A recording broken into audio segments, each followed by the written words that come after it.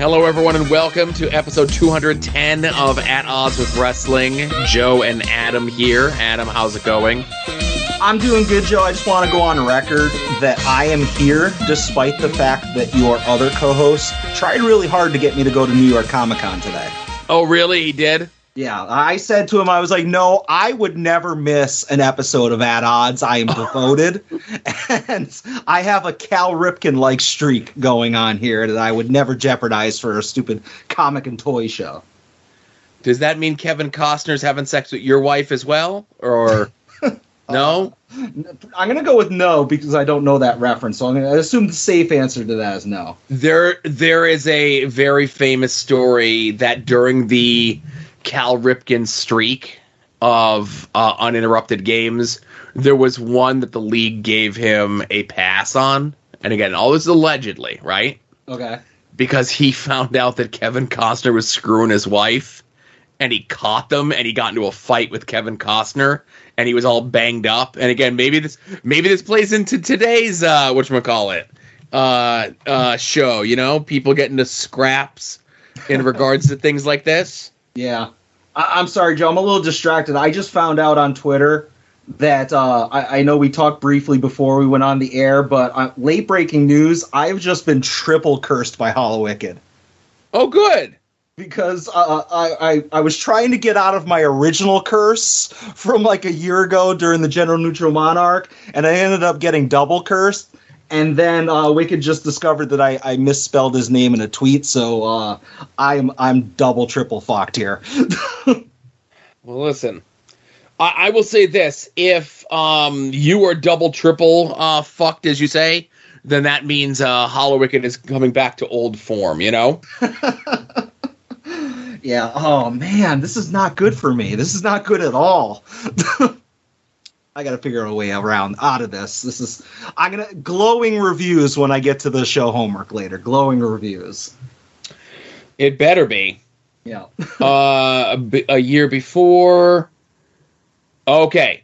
So I knew it was something similar to this. Okay. So a year before Cal Ripken's legendary streak ended in 1998, a game he was set to play in was canceled when it was announced that an electrical failure had made it impossible to play.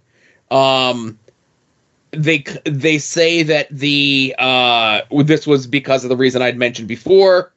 And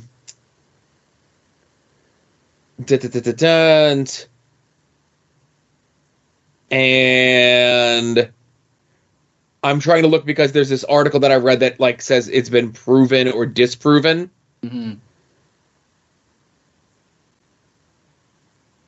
I think, but yeah, so that's what I knew it was. They canceled the entire game, saying it was an electrical issue at the whatchamacallit. Gotcha. Well, if anything, it just proves how loyal I am that I'm here, despite those distractions and issues. And Costner denied the rumor. Cal Ripken Jr. denied the rumor in 2008. And again, I choose to believe that it's true. True. The fact alone. Yeah,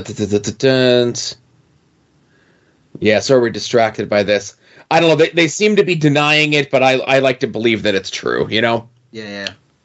Look at us. You know me. Baseball talk. Yeah, you know me. I'm a big baseball man. Yeah, didn't the judge hit a home run or something? You know what, Joe? Maybe we'll save that for later. Oh, my goodness. Uh-oh. Yeah, maybe we'll save that for later. Well, we better get into actual wrestling talk, because there is stuff to talk about here, huh? Yeah, let's do it. And now, At Odds with Wrestling presents This Day in Wrestling History.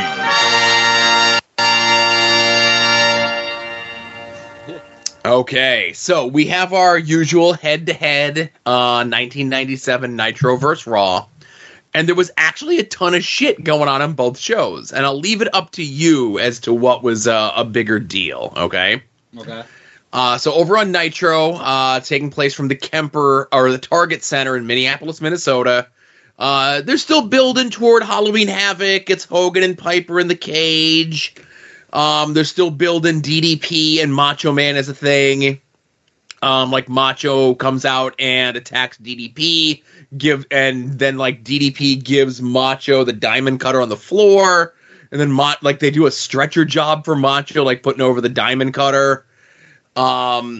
But also earlier in the show, they set up a match for Halloween Havoc, and I'm going to jokingly say, of course you remember this match, Adam. Yeah. After a Booker T versus Jeff Jarrett match, and again, Booker T and Jeff Jarrett in 1997, 3 years later, they'd be wrestling for the world title in WCW. Mm-hmm. So after the match, Mongo comes out, and they set up for Halloween Havoc, Double J versus Mongo. And if Mongo wins, Deborah has to leave WCW. She's fired, right? Okay. So they set that match up on this Nitro, and then within the next week, Double J doesn't re-sign with WCW, and 2 weeks later, he's on Raw. Okay. But they had, like, spent all this time building up this angle, and then they just, like, randomly plug Alex Wright into it a week later it was because Jarrett's gone, right? Yeah. I wonder if Alex Wright's, retro figure would arrive shorter than 15 weeks. 15 months. 15 months or 15 weeks? 15 months is what I tried to say, yeah. Well, we'll see. We're coming up on 15 and a half. Yeah. And then also this was the start. So, Raven comes in. Raven came in over the summer. Bear in mind, to date, since Raven came in over the summer, he's wrestled one match on TV, and it was against Stevie Richards. Stevie Richards is gone.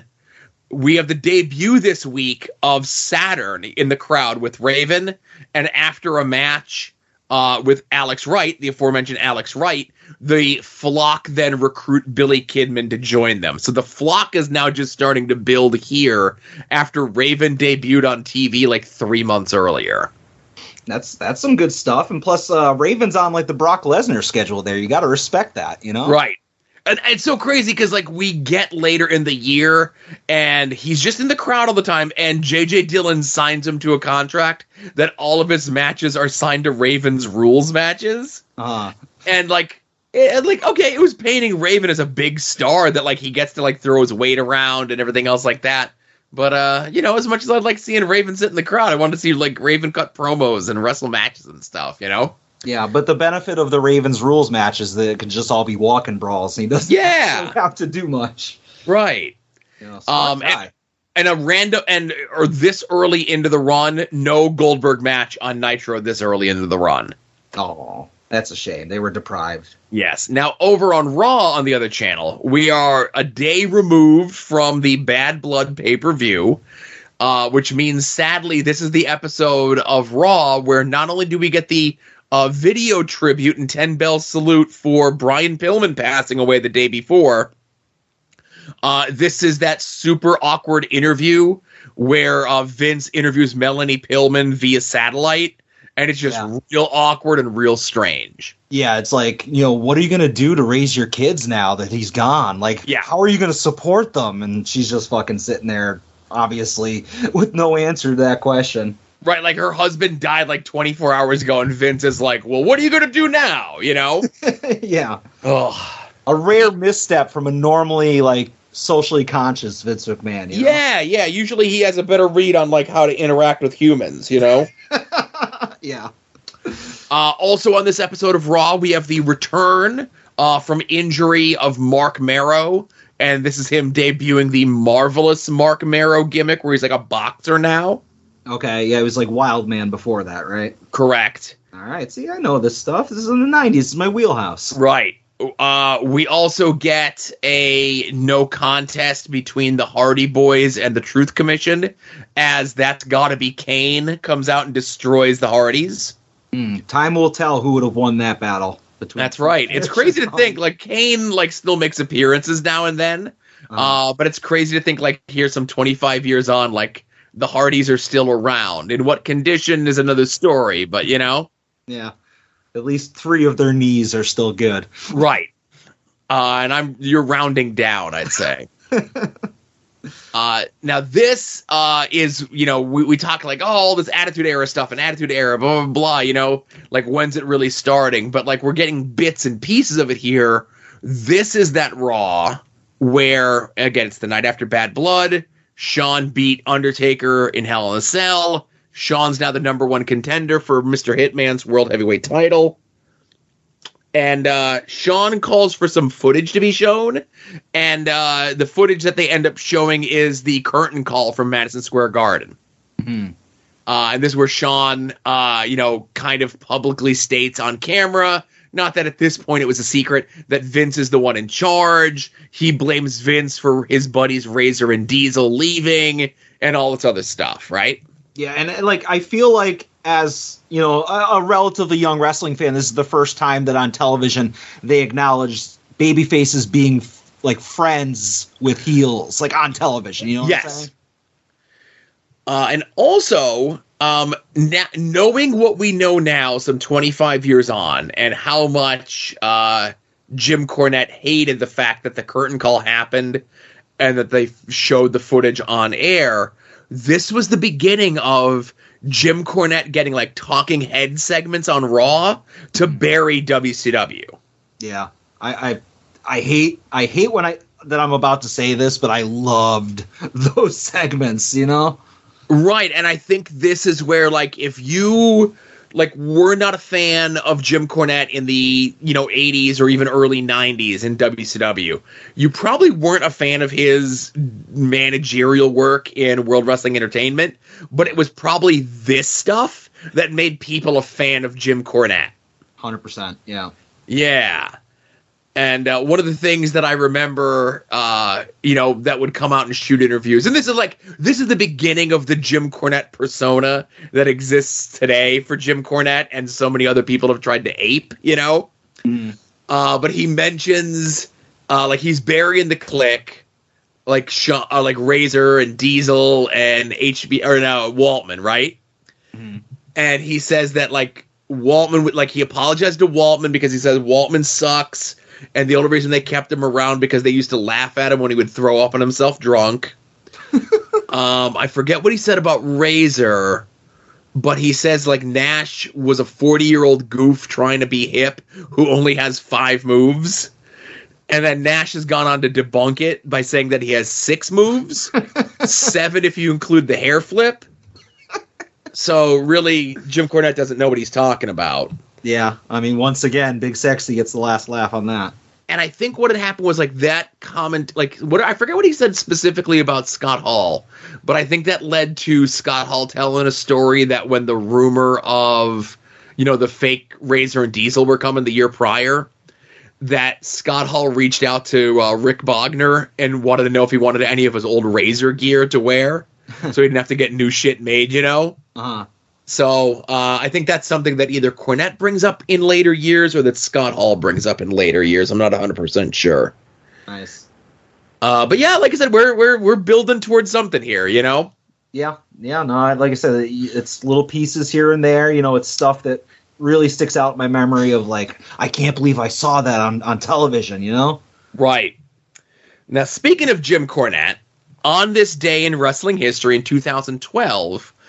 Ring of Honor held an event in Rahway, New Jersey at the Rahway Rec Center. They filmed an angle that got shown on whatever the equivalent of the news wire was at the time, that Jim Cornette was attacked by someone backstage, right? Mm-hmm. And this was a way to write Jim Cornette out of Ring of Honor storylines because this was how they Jim Cornette was done with Ring of Honor. Famously around this time, Jim Cornette, I know you're going to be surprised by this, had a big blow up with the way that things were being done in Ring of Honor. He was upset with Greg, the office boy, and he was just really upset with the way that things were being run. But the way that things were being run was Jim Cornette was essentially attempting to make Ring of Honor into Smoky Mountain Wrestling or Ohio Valley Wrestling. If you look at these results, you have Michael Elgin. There's a strange resemblance to someone. I can't quite put my finger on it. You shut your fucking mouth. Taking on Mike Bennett, who at the time Mike Bennett was he had this whole entourage with, it was Maria, but then it was also Brutal Bob Evans, who was doing a Mickey from Rocky gimmick, right? You have Bob Fish taking on QT Marshall, who was Jim Cornette's guy that he thought was going to be the biggest deal in Ring of Honor, Yeah, so they stuck him in there with a 30-year veteran of Bobby Fish. Right. Well, 30-year, 15 years ago, Exactly. but 10 years ago. You have like Charlie Haas and Shelton Benjamin on the show. You have Mike Mondo wrestling on the show. So you have like all these Ohio Valley wrestling guys that Cornette was really big on that just weren't fitting into Ring of Honor for the most part.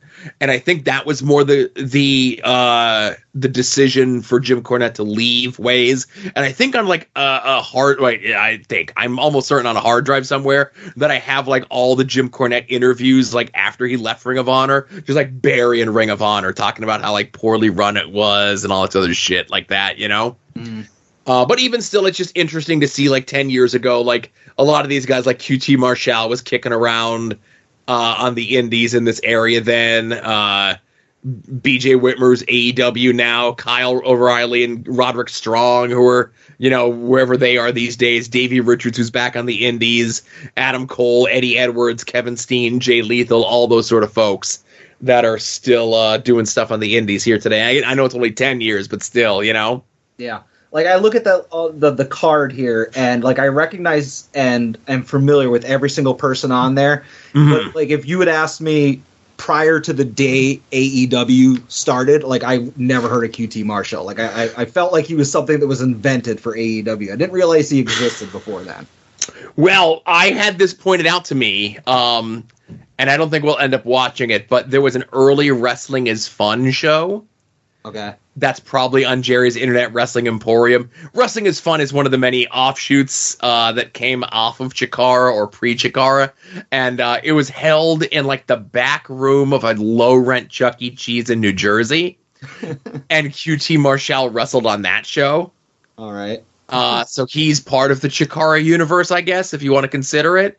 Okay. Because he wrestled that one show. A lot of times that's all you needed was just being on that one show and you're part of the greater Chikara universe, Yeah, you're part of the lore. Right, you're part of the lore. And last but not least, this day, 2013, World Wrestling Entertainment from Buffalo, New York, held the Battleground pay-per-view, which was one of the first new branding names of a pay-per-view that kind of stuck a little bit, I think. Okay. But just again, we're lining up with pay-per-views of this era in WWE at this time. They got like Alberto Del Rio versus RVD for the hardcore for the world title. Jack Swagger and Cesaro versus Santino and the Great Khali. Oh, poor Claudio. Bray Wyatt versus Kofi Kingston. Oh, poor Kofi. CM Punk versus the Ryback. Oh, poor both guys, I guess. And the continuation rivalry of Daniel Bryan versus Randy Orton for the world title. But I will say, as much as I'm kind of giving this era a rough time, there's a Cody and Dustin versus Seth and Roman match on here that has like a whole bunch of like gimmicks stacked up on top of it, where it's like, if Cody and Goldust win because they had gotten fired like a week or two before on Raw. If they win, they get their jobs back with World Wrestling Entertainment. If the Shield guys win, Cody and Goldust can never be in WWE again, and Dusty would be fired from his position in NXT, and they would scrub the Rhodes name from all future World Wrestling Entertainment, blah, blah, blah, blah, right? Sure. Now, so even with all that nonsense on top of it, it's a really good match. Now, was this Stardust or pre-Stardust? Or pre-Stardust. Okay. We're still a little ways away from him being Stardust. And then, like, I think we're like maybe like a month or two away from him being Stardust. And then we're even a month or two after that of him turning on Goldust that they were hoping to get a WrestleMania match out of, and it just didn't work out. Because at that time, they just didn't have the chemistry that they would a couple of years later, Sure, but at least we got the Stephen Amell match, so that's all that matters. I look forward to us covering that. Right. We'll get there eventually, Yeah, SummerSlam next year. So, that's all we got wrestling history. Hey, Adam, where would you like to begin with stuff that we watched or liked or want to talk about in the last 7 days? Okay. You know what? I'm going to, for a rare thing, I'm going to talk about WWE for a second, and it's not about Sami Zayn. Okay. I want to talk about the number one story coming out of WWE television, Something that like everybody has their theories about, and you know what's going to happen next. Some people love it, some people hate it. But my number one talking point is the fact that Max Dupree turned on Marseille and Mansois, took off his Maximum Male Models belt and walked off. The pride of Hagerstown, Maryland is back, Joe.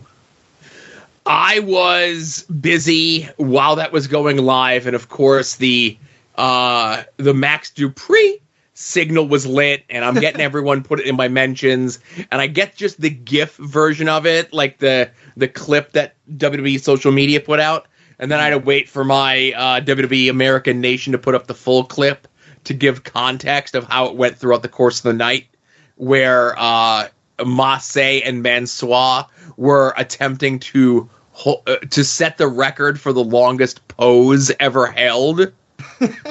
And Max got frustrated and left, and then Hit Row came and made fun of them, so they had to start over again. And Max, he threw down the name of Max Dupree, and the belt, not unlike all those years earlier where Shane Douglas threw down the NWA World title and held aloft the ECW title. It was a very similar moment to that. I know there was I wouldn't say a vigil per se, but a lot of people that were hanging flags at half-mast in Hagerstown, Maryland. Saturday morning, it was a much brighter day. The coffee tasted a little bit sweeter. Everyone's eggs weren't as runny. It was a great day to be a fan of LA Knight. And, listen, did I work myself into a shoot being a fan of LA Knight? I absolutely did. Did I love all this stuff? Yeah, I did. I would have been happy either way, whether they continued as him being part of Maximum Male Models, but it just kind of goes to show, I guess, that Triple H has a plan instead of just immediately flipping him back, that they kind of try to make a storyline out of it, and it looks like they might do something with LA Knight, which is crazy. Yeah, look at you giving praise to Papa H. Yeah, that's all he gets. He might get a little bit more. I don't know. We'll see. Yeah.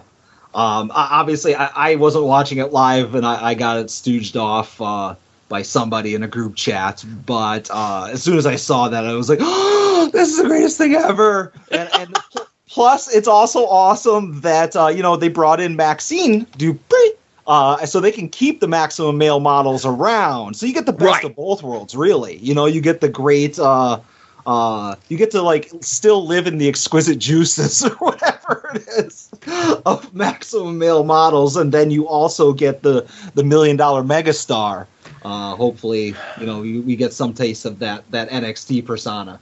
But I was very happy for that. I went back and I actually looked for that on SmackDown, and obviously the Sami Zayn stuff. But it was good times. Yeah, Sami Zayn stuff was good, but it was kind of light. This week, you can't really top like the week before stuff, Yeah, I did I don't know if you saw on Monday Night Raw, they cut into like Sami Zayn talking to the one Uso that likes him, and he's, telling a story about an apartment fire, and he's cutting up the one Uso, and obviously the one who doesn't like him shows up and is mad. It was a good little backstage bit, Right. I did see that. I didn't see much else of Raw, but I did see that. Yeah, 3 hours of programming, and that 2 minutes was the only watchable part. I wouldn't say, there was other stuff. I think I don't like it, but the stuff with Miz and what the hell's his name? Dexter Lumis. I don't know if it's good or bad, but I'm definitely intrigued by it. Mm-hmm. Yeah, no, pass. There was the bit where, because, obviously everyone's talking about next week, Monday Night Raw, they're having the celebration for the 25th anniversary of DX, right? Mm-hmm. I don't know how they could do that without the biggest and most popular member of the group not being there, but, good luck, guys. But next week on Raw is also the Miz's birthday celebration, right? Okay. So I'm sure they're going to do some sort of stupid thing with Dexter Lumis and whatever. So they're doing the bit. Miz is setting up his birthday party. Dexter Lumis gets him. And I'm sure you saw the clip where Gargano's walking backstage getting ready for his match, Oh, I saw that. I didn't even realize that was Miz. I just saw. Or no, So Gargano's walking back, and he looks, and he sees Dexter Lumis just sitting on one of the boxes, and he has Miz in his lap, passed out, and is like stroking his head. And then when Johnny like catches it, like he takes a step, realizes what he saw, goes to take a step back and look, and they're gone. And Johnny just goes, "Oh, Dexter," like that, and I'm just like, "Oh, you bunch of cornballs." We need to somehow get, I mean, we can leave Austin Theory out, I guess, but, the entire way back together, and then I'd be in, Yeah, I'm much happier with Johnny Gargano and Kevin Owens being, like, paired up on screen. Like, let's not take steps backwards, let's take steps forward. Oh, yes, the pairing of Gargano and Steen is not at all something from many years ago, Joe. Yeah, it was something that was teased and never came to fruition, right? Okay. Yeah, but still, it's not exactly a step forward. They had shirts printed, but, they never got to wrestle together. Now they do. So, it all works out. Yeah. How long before? Well, I don't think WWE is going to try to trademark Panda Express. I think it's used already. Well, I think maybe they could probably work out a licensing deal with the food place, or at the very least, they can do some sort of other thing where, like, well, you have the rights for it in foods, and we have the rights for it in, like, sports and or entertainment, Yeah, I mean, that worked out well with the World Wildlife Federation or Fund or whatever. That's true. Good decision making over there at the Stamford, Connecticut offices. So speaking of which, another thing from Raw, and I know that you said nothing good from Raw, and this is, again, it's not really a brand split these days. Everybody shows up on every shows now, whatever. But obviously, we have to talk about the elephant in the room, or maybe the white rabbit that's in the room. Okay. So the luster came off the whole Bray Wyatt Fiend stuff very quickly, in my opinion. It was one of those things where whether it be a Cornette or a Bruce or whomever would say, and then the bell rang, right? You have all this pomp and circumstance and all this character stuff, but then once it's time for that character to wrestle a match, it's like, okay, now what do we do? And that was really the biggest problem with the Bray Wyatt Fiend character. And now they're spending so much TV time and so much work and so much, like, and I'll give them credit, some creativity stuff, with the QR codes and the planted fans and the planted signs and all this other stuff. And, like, it's interesting if you care, right? Like, they talked about it on Pod Van Dam this week, and I know Ed is, like, 1,000,000% against it. I think the other two people on the show were asleep for most of it. And then Jonas was like, I had a lot of people contacting me saying they were, like, kind of interested. And that's great. They're kind of interested because they remember what the Fiend character was, and they remember the imagery of it and how much steam it had the first time around. And now they're giving it, like, a bigger build up for it to come back. But then he's going to have to wrestle a match, right? Mm-hmm. That's the part I think everyone's forgetting. And as someone who came from Chikara, where they were doing all this QR code, solving the riddles and mysteries, and going to this site and reading that thing, and standing on your head while the sun was setting in the east instead of the west, or whatever it was, on a much lower end scale. And I'm all about that sort of bullshit, but there was some attempted payoffs, and you could argue whether or not they worked or not.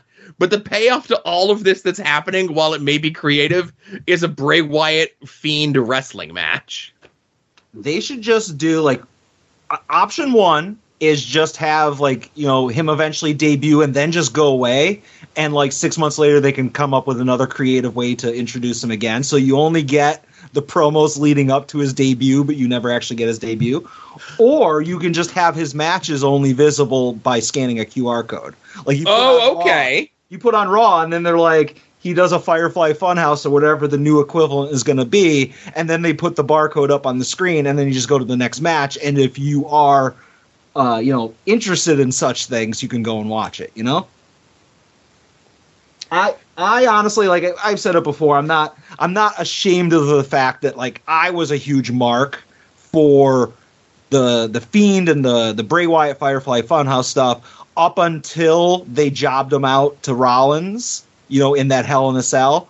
Yeah. Then, like, it just went off the rails because, like you said, it was hard to figure out what to do with them in the ring because you can't book them in a competitive match because everybody will eat his lunch on him. But, like, he's just a squash guy. Like, when he killed Finn Balor in his debut as The Fiend, I was like, oh, that was the greatest thing ever. But it quickly fell off the rails. So, I like the character stuff, but I agree with you that, it's hard to be jazzed up for a Husky Harris match. Yeah, in 2022 or 23, who knows how long they're going to hold this off for, It's just years of this, just QR codes and NFTs and oh well, whatever. Papa H hasn't done us wrong yet, Joe. No, not at all. Everything's been a great decision. Look at the dissension that Papa H is causing in AEW. He's crushing the competition, Joe. He's just causing them to combust from within. I like how this discussion is kind of just flowing, Yeah, it's almost like I got a glimpse of your notes. So I don't know if this was in your things to talk about, but yeah, it was being built up for several days. And on Wednesday, right before Dynamite went live, a TMZ report came out stating that due to a backstage altercation, Sammy Guevara and Andrade El Idolo had both been sent home due to this. And then word came out that no, since Andrade was the one that started it, he was the only one that was sent home. Sammy got to stay and work the match and win the main event of the third anniversary of Dynamite. Now, the rumor is that Andrade is trying to get fired so that he can go back to World Wrestling Entertainment, just like so many other people who are upset. I think, what was it, Meltzer said that something like 5 to 7% of the AEW roster is unhappy, whether they're former WWE guys or not. And I think friend of the show, Tom Green, said, he's like, well, that's not that much. But when you look at the AEW roster, 5 to 7% of the AEW roster is the full roster of any other promotion in the world. So that's quite a bit of people. Yeah. So I'll say this. I know there's a lot of people on both sides of the camp in regards to this. People were saying that Sammy was in fact banged up. And then there's another group of people that are saying like Sammy should be fired over this. I hate him, and so on and so forth, and not kind of realizing that they're being worked. This is making me care less about Sammy, which I haven't cared a ton for to begin with. And it shows you how not over with the AEW crowd that Andrade was, because, this was happening. It's a digital age and people can get that information. The fact that the crowd was not chanting Andrade at Sammy when he came out for his match, either says that's how not over Andrade is, or that shows how little this crowd cares about whatever that is, whether it's real or not, right? Sure. If they hate Sammy so much, which obviously a lot of people do, you would think that would be low-hanging fruit and just an easy target to just chant Andrade, but yeah, don't give a shit about Andrade either. Right. And I guess the main thing is if we're being led to believe that Andrade is doing this in trying to get fired, he's not trying hard enough. I was going to say he needs to be like George Costanza when he's trying to get fired from the Yankees. He needs to, drag around the World Series trophy or whatever the AEW equivalent is. Just go to Tony Khan's house and start trashing stuff. Right. So that's what I said on social media today. I said if Andrade really wanted to be fired, you show up to work with a gun, okay, on your person and just wave it around, okay? You go punch Tony Khan in the face. You just go up to Tony Khan and punch him in the face, right? You're going to get fired, punch your boss in the face. Or go out on TV and start, ripping rails a blow, So, again, I'm just saying, if he really wants to get fired, he would do some of those things. Give me a call. I got lots of ideas on how to get fired from your job. He needs to really commit to this and not half-ass it. Stop being... Yeah. You know what? Obviously, I'm an AEW fan. You know, I talk more about AEW. I watch AEW in its entirety, other than maybe Rampage. You know, who does? But I watch all of Dynamite. So obviously, I root for the success of AEW because, you know, another successful national brand. Can't we just go back to the day before All Out, man, when everybody was getting along and everybody wasn't suspended and... Come on, guys. Stop this. It's not going to happen, though. And, you know, and obviously a lot of people are like, oh, man, I can't believe Tony Khan can't control his roster. You never saw anything like this in the World Wrestling Entertainment. Yeah, Vince would never let this happen. Right. Vince wasn't allowing, like, Jericho to fight Brock Lesnar backstage, and Vince wasn't allowing Jericho to fight Goldberg backstage. Vince didn't allow the plane ride from hell to happen on multiple occasions. Joey Styles punching out JBL on a flight. I could keep going.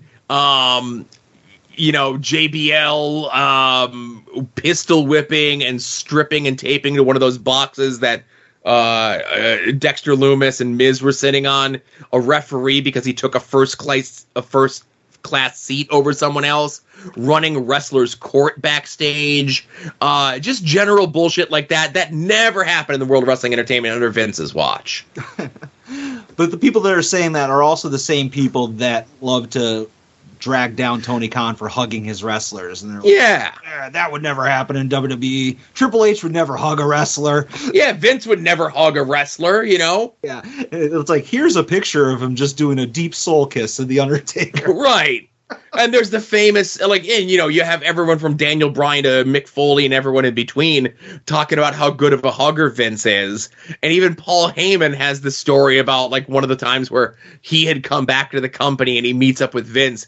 And Vince goes, how about a huggy? And gives Paul a big hug, you know? So I guess he doesn't do it on TV is the difference. Oh, yeah, that's what it is. Again, we all tell ourselves what we want to believe the things that we like are good and the things that we don't want to like are bad. Like, you could be a fan of both, right? Sure. I don't know. I'm not a big tribalism guy, you know? In my old age, maybe, let's say, you know? I'm willing to go 60-40 if WWE gets better. I'm always going to pick a favorite, though. Yeah, you know, like, I'll say, like, 95, 96, you know, I was tried and true ECW. You know, I still watched a little bit of WWF, but I was like, no, WCW is bad. Ugh. But if you go back and watch, like, 94, 95 WCW, 94, 95 WCW was real bad. Yeah. So, like, it's not like I was wrong, you know? Yeah. And when the NWO first formed, I was all in on WCW, and then that started getting stale, and the Attitude Era started on WWF, and that's where I swing my allegiance to until the dying days of WCW, you know? Right, and now we watch, you know, WCW from that era 22 years on, and you love it. I do. It's great. All right. So anything else you want to talk about from this week? You know, or I'm going to talk about one more thing. Just because my only other thing was the Max Dupree thing. And I'm going to actually talk about a good thing that happened on AEW where there wasn't fighting. And it was a segment about unity, Joe. And that was the National Scissoring Day, like promo or whatever. Joe, I said this last week or the week before when I was talking about Sami Zayn getting his honorary Oos shirt, that it genuinely put a smile on my face. And that doesn't happen a lot. You know, I'll be amused by promos or I'll hate a promo, but there's very seldom that I'm, you know, just I pop to the point where I just have a legit smile watching something. And I did watching that, you know, segments. I liked all just the bits about how Washington represents the division in our country. But one thing we can agree on is that everyone loves the Acclaim. Today, there is no left or right or red or blue. The Acclaimed wears pink and everyone looks good in pink, Joe. The bipartisan scissor to unite the country was interrupted by Swerve, which I love. That just put instant heel heat on Swerve for those people that might have still wanted to cheer for him. And I even like the fact that, you know, Swerve had a rock and Smart Mark came out because paper beats rock, pal. Like, I enjoyed all of that. And well done. The Acclaimed obviously have a rocket ship strapped to their ass that they put on themselves. I'm glad that AEW's finally recognizing that, you know? Right. And, and obviously you're saying finally. I think they really were recognizing it for a while.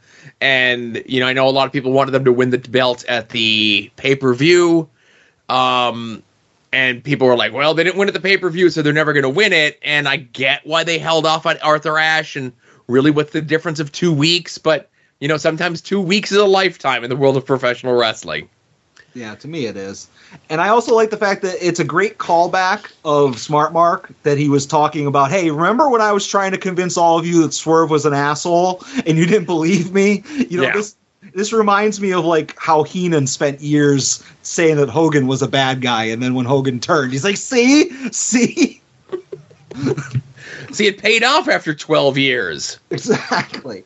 But yeah, I thoroughly enjoyed that segment. It was the highlight of the 3-hour show for me. Yep, it's definitely a good thing, and I hope that AEW plays it smart, and they have such a big roster, and it's tough to get everyone on TV all the time, that there are certain acts that should always be on TV, and those acts should be your champions. Like, even if it's just like the bit where Mox came out to have the little bit of a stare down with Hangman after the match with Roosh, Mox should be on TV every week. Acclaim should be on TV every week. Tony Storm should be on TV every week. I'll make arguments with you that your secondary title should also be on TV every week, but let's at least get your 3 main original titles on TV every week. And they have done so far. Let's hope they keep that up with the Acclaim, Sure. Joe's a big champion of Jade Cargill being on TV every week. Well, you know what? I'll say this. I definitely think I liked it better when Jade was at least cutting promos on TV every week. She should be like they kind of booked themselves into a corner with Jade by putting a belt on her. By the way, not in the show notes, but this day in wrestling history, 1 year ago today, they unveiled the TBS title for the women. Okay. So I definitely think they booked themselves into a corner with Jade, that she should be on TV every week, but as the champion, you just can't have her beating soup cans. She has to beat named people, and you can't be sacrificing named people when a good chunk are either in Japan or injured. And they did set up that this week on whether it's Rampage or Battle of the Belts or both this Friday, that it's live, that they're doing Jade versus Willow. Yeah, that's on Battle of the Belts. Okay. I'm glad. So on one hand, I'm glad that it's not taped. Okay. Because if it was taped and I knew the results going into the show and they were less than favorable, I'd be very upset here today. Yeah. But the fact that it's live, I'm not losing sleepless nights over it, but at least the outcome is a question.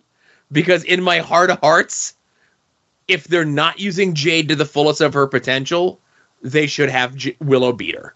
Oh, 100%. Willow needs to take that belt. It's been long enough. If you want to keep pushing Jade Cargill, move her over to the main title.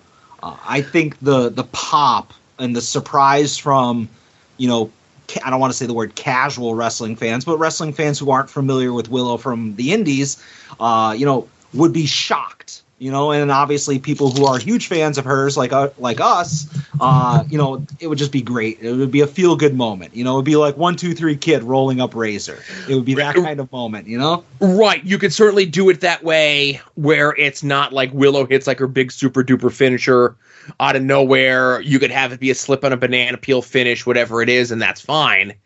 I don't think that would hurt Jade in any way, shape, or form, and it would be a feel-good moment. You could immediately afterwards put the Willow is all elite graphic up with the belt, and as you mentioned, move Jade on to being an attraction that you only trot out every now and then. That explains why she's not on TV every week, or you push her toward the main title, and then whatever the hell a Jade Cargill Tony Storm match would look like.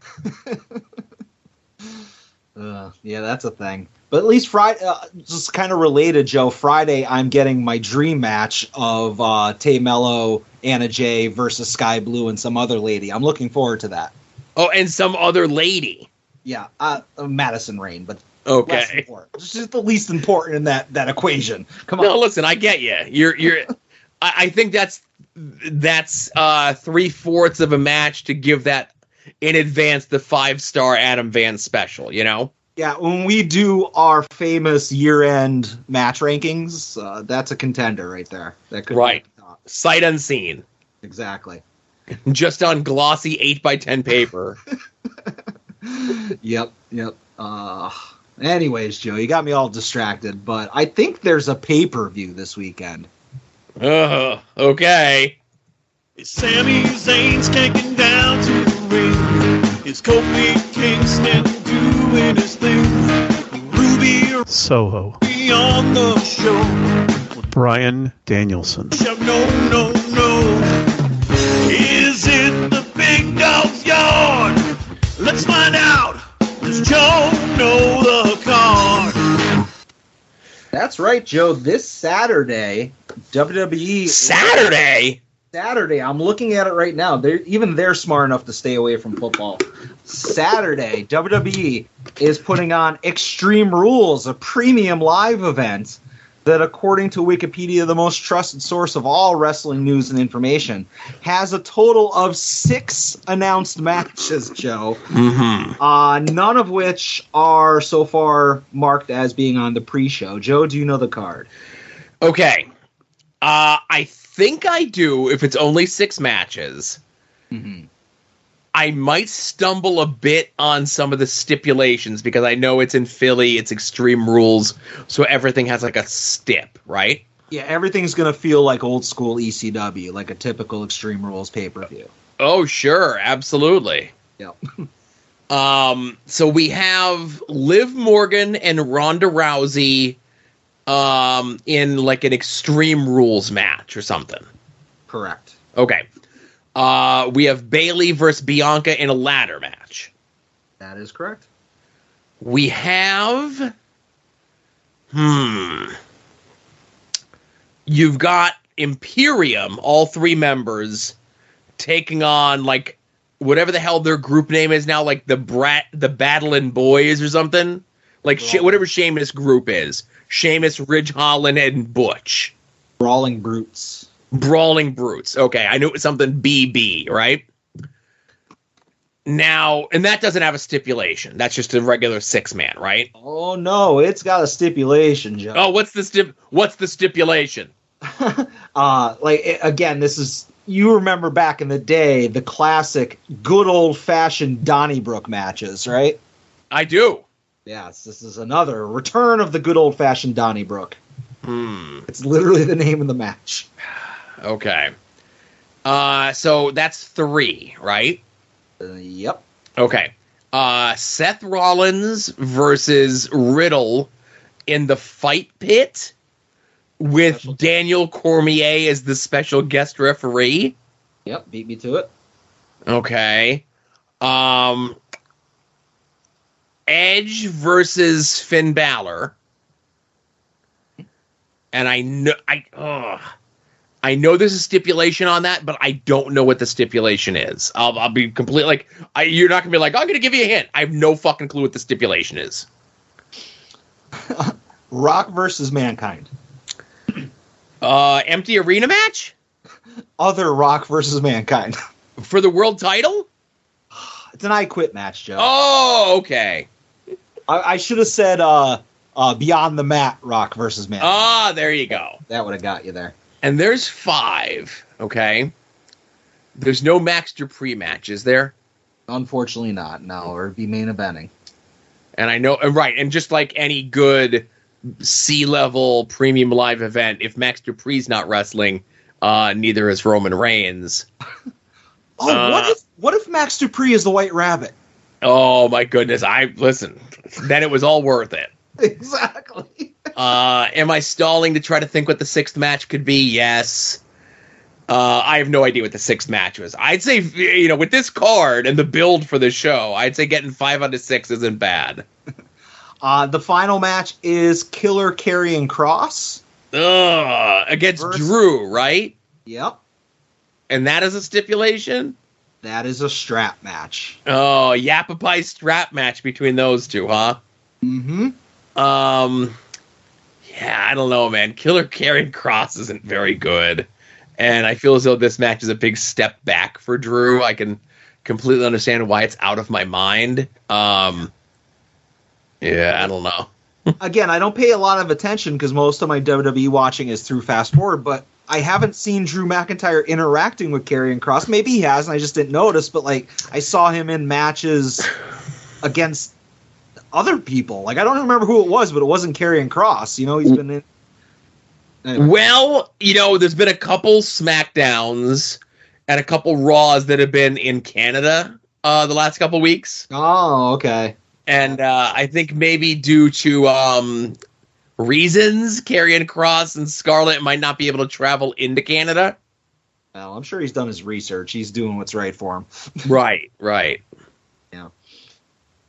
100% skip pay-per-view for me, Joe. Yeah, for sure. Absolutely nothing of interest. But, you know, this week on SmackDown, they could announce, like, all the non-Roman Reigns members of the Bloodline in, like, some sort of funky 8-man match.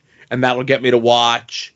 A B-C show level premium live event is essentially just like a souped-up Raw or SmackDown anyway. So there'll probably be tons of backstage skits. I'm sure there'll be like a Max Dupree segment, and I'm sure there'll be like Miz and Dexter Lumis segments. So, you know, I'll catch all that stuff on social media the way that it should be caught, you know? Yeah, maybe they'll shoehorn Panda Express in there against somebody. Yeah, you know, like do them again, like they've been doing them against Alpha Academy a bunch, so, you know, maybe they add like a third with them, with Alpha Academy, and then like throw Braun in with Owens and Gargano for some reason, right? I don't know. Yeah, that's what we need. That's what the only thing that would push this pay-per-view over the top is just to add Braun Strowman. It's the icing on the cake. But even though we're not going to watch this show, there is no homework being assigned. But I still have to talk about the homework you assigned. Correct.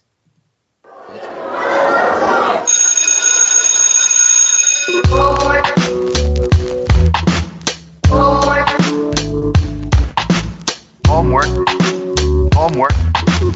It's an obligation you owe your family and yourself. Homework. It's an obligation you owe your family and yourself.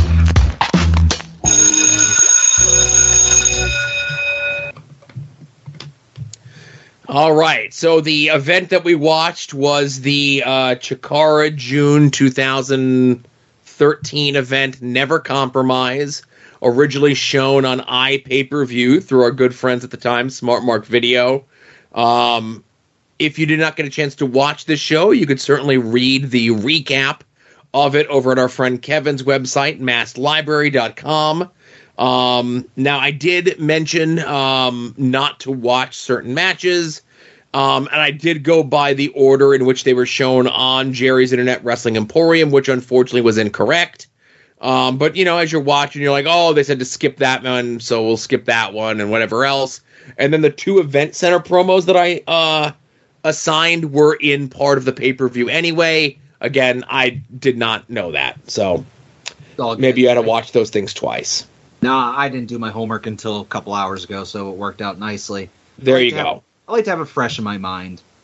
But anyways, on to the show. I just want to say right off the bat, just kind of an over-show arc type of deal. I liked the recaps that they did for each storyline with music playing, you know, and they weren't narrated. It was just like, here's a soundbite, here's some match footage, here's like crowd shots, all that stuff. Very ECW-like, if that makes sense. You know, how like you would get that. ECW would do it with like a Nirvana song playing or something, but you get my gist. I like the recaps that they did before certain matches, or most of the matches. Anyways, the first match that you had me watch was the Colony Extreme Force of Orbit Adventure Ant, Arctic Rescue Ant, and Missile Assault Ant versus the Spectral Envoy of Ultramantis Black, Frightmare, and quite possibly one of my favorite wrestlers of all time, Hollow Wicked. Hollow Wicked spelt H-A-L-O-W-I-C-K-E-D. L-L-O-W-I-C-K-E-D.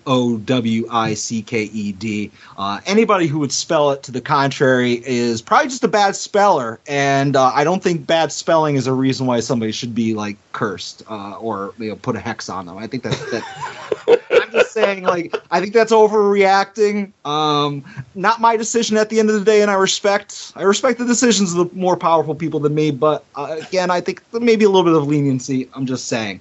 Anyways, on commentary, Leonard F. Carson and Bryce Remsburg. And Joe, I didn't know what this show was. If you had any thoughts that maybe I knew, so I didn't know until it was happening at the end, and we'll get to it when we get to it. All right. But Bryce Remsburg is very aggressively burying Wink Vavasaur on commentary. I have that in my notes as well, yes. Yeah, and that stood out because, that's not something that Bryce does. Bryce is joking around with you, and I have a couple notes about some funny things you guys were saying later on, or I'm sorry, Bryce and Leonard F. Carson were saying, but the fact that he was, like, aggressively burying Wink Vavasaur, I was like, that's got to be storyline. So that stood out, not in a bad way, but I made a note of it. Yep. So Spectral Envoy starts off hot, does a bunch of them do dives to the outside. Extreme Force gets the heat. They isolate Hollow Wicked for a while, which I did not like. I hated that. I was rooting for Hollow Wicked. I was doing a chant in my house. I was like, Wicked, Wicked. They were trying to take his mask off, and not a fan of any of that. But thankfully, he makes the hot tag to Frightmare. Hollow Wicked ends up tapping out one of the ants. I think it was Arctic Adventure Ant with the Chikara special. Again, you're going to have your top guy win the match, obviously, and that is Hollow Wicked in devastating fashion. Really impressive win. On commentary, I like the fact that Leonard F. Carson, in order to relate with Bryce Remsburg, said something Phillies. I think that was LFC's baseball knowledge coming out. I like that. But again, Again, Spectral Envoy gets the win in a fun opener, and Hollow Wicked, as he should, gets the star-making performance, just getting the win, getting the dub. Again, if he wasn't your favorite Chikara wrestler going into that match, goddamn, he certainly is afterwards. I will note, of course, how over the baby faces were versus how over the heels were as heels.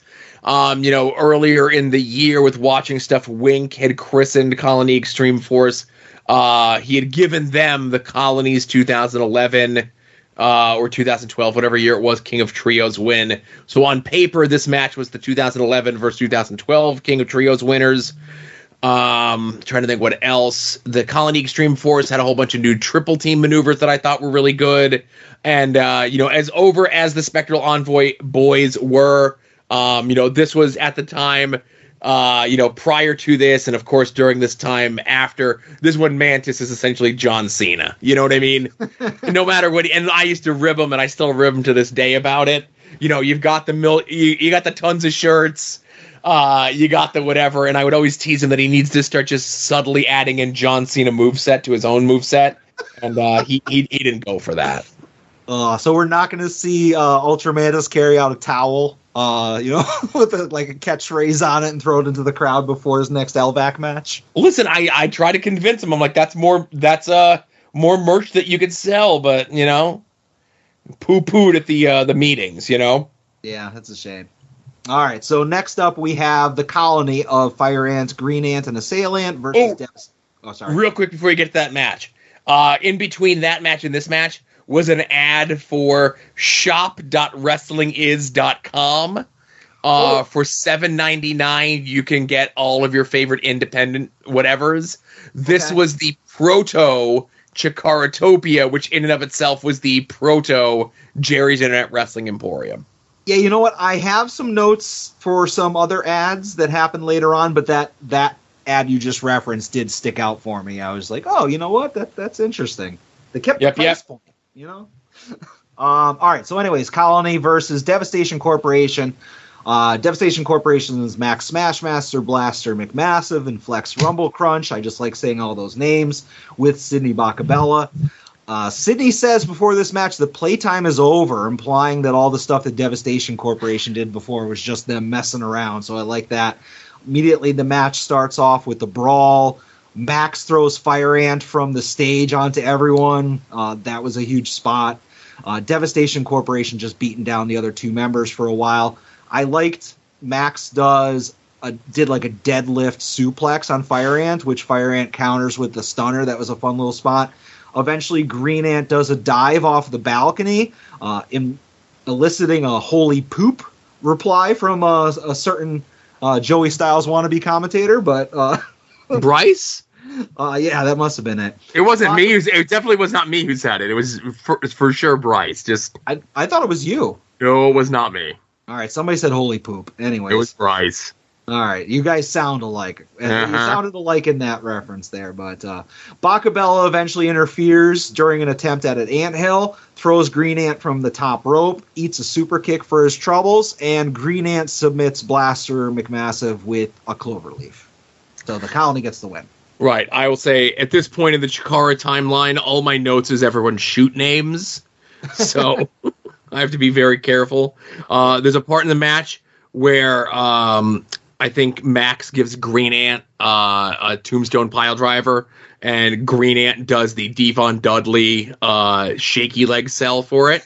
You had mentioned before Fire Ant coming out of the press slam. He did a very familiar looking comeback that I've seen on TV a couple times over these last 3 years.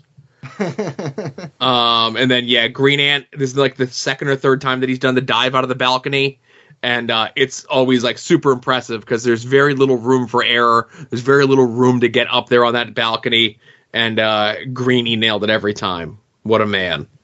This was the venue that I had asked you, like, are they still running shows? And we found out after the fact that it doesn't exist anymore, right? Yeah, that's correct, yes. Yeah. Okay. After this is the commercial that I did make a note of, and that was one for the the Wrestle Factory. And I popped at the idea that they're showing the trainers running drills in masks. I just thought that was just a funny visual. Obviously, it makes sense for Chikara, but also the thing that was kind of I don't want to say funny, but interesting was Cesaro and Sarah Del Rey just putting over Quack left and right, and just being company men and women, and just in hindsight, it was just kind of interesting to look back at. But it was a different time. It was a different time. Exactly, and fun little commercial that I don't think I've seen prior to that, After that, we get an out of place, and only out of place because it doesn't happen right before the match, but an Icarus promo. Really good promo. I feel like, we might have bounced around, so I might not have seen all of the Icarus stuff leading up to this, but very much a babyface going into this match. He's talking about how he left a seat and invited his hero, Marty Jannetty, and he's hoping that Jannetty's in his corner. I don't have any of the details on it, but he came out of this looking like, if you were watching this for the first time, you would think that, Icarus is like one of their top baby faces and, had to have been for a while. And he's going against their top heel who's been a heel forever. So you wouldn't know that these are all relatively recent developments going into the main event. Mm-hmm. All right, but the next match is Tim Donst versus Gavin Loudspeaker in a hair versus hair match. Gavin does a kick to the gut and a stunner to no effect right off the beginning of the match. I thought that was a little funny thing. Donst doesn't sell the kick or the stunner attempt. But Gavin does pull off a Hurricane Rana before being taken out by a vicious Donst clothesline. At this point, it's looking like Gavin doesn't really have what it takes to stick around because Gavin's not a wrestler, but Donst is abusing his flock. He uses Ed Cody's favorite wrestler as a projectile. He's being abusive verbally. He breaks Veronica Ticklefeather's baton. Just riding on the rest of his guys and girl. But eventually Jakob has had enough, punches Donst, and the roof comes off the building. Gavin superplexes Donst from the top rope and gets the win. The turtle leaves. Veronica slaps Tim Donst. Gavin is just exhausted, quite possibly exhausted. Who knows? So Bryce comes in to cut Donst's hair, takes a couple locks off, but Donst takes it like a man and takes the clippers and finishes the job. So okay. Gavin gets the win.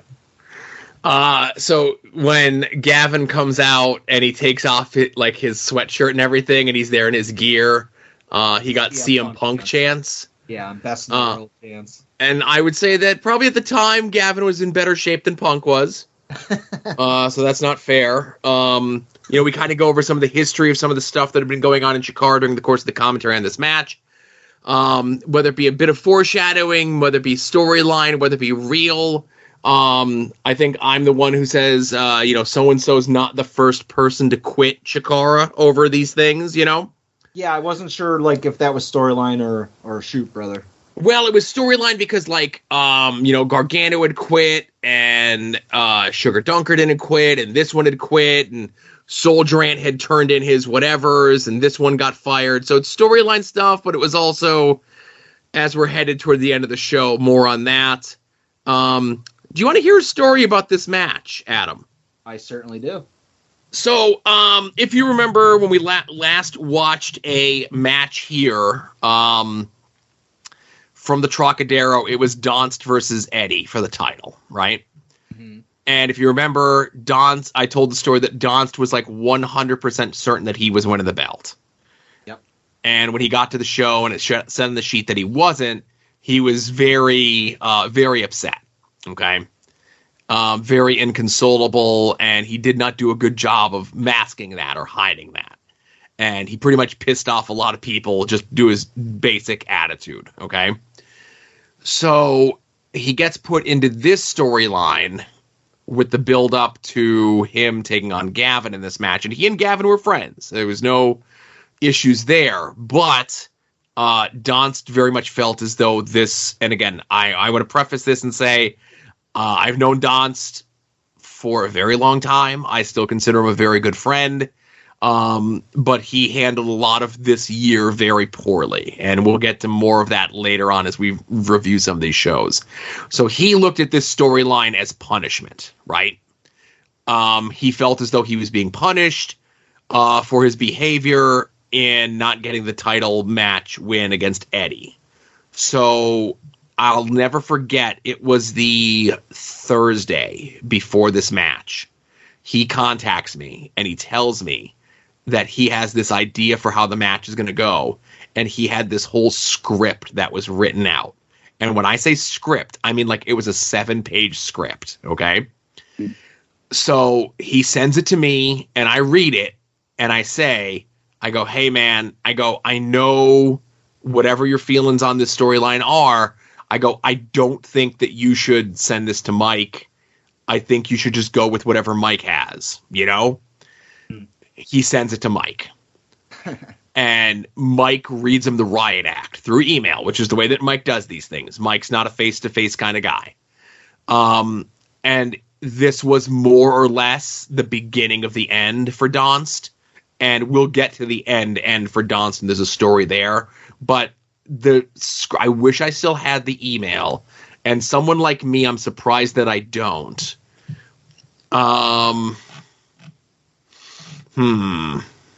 Bear with me. I might, but I might not have that far back on my emails archived. I don't. Oh, look at me. My cataloging system is not as good as I would have liked. Okay. You have 9-year-old emails. You'd be surprised what I have. So again, that being said, I just think that Donst handled things poorly. And this was just kind of like the beginning of that. And we'll get into everything else when we get into the next show, right? Gotcha. All right, so next up, not a match, but we had a fired referee, and what was the name of the referee? I didn't write. Derek Sabato, the world famous researcher who's mentioned by name on the Double J podcast. Yeah, well, I don't listen to Double J podcasts. So. Aw, you son of a.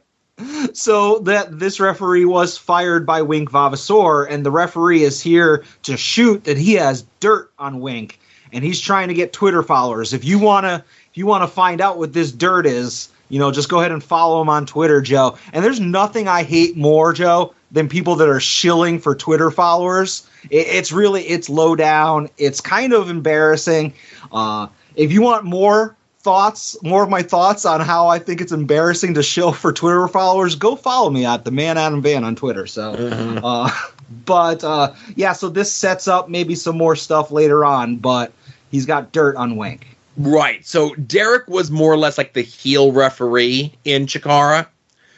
And there was a period of time where he was the BDK referee, then he was gone, and then he was brought back, and then he was Wink's heel referee, and then he was gone. And he mentions in what he was talking about that he was speaking with someone else who was recently fired, and they have been comparing notes specifically in regards to Wink's father.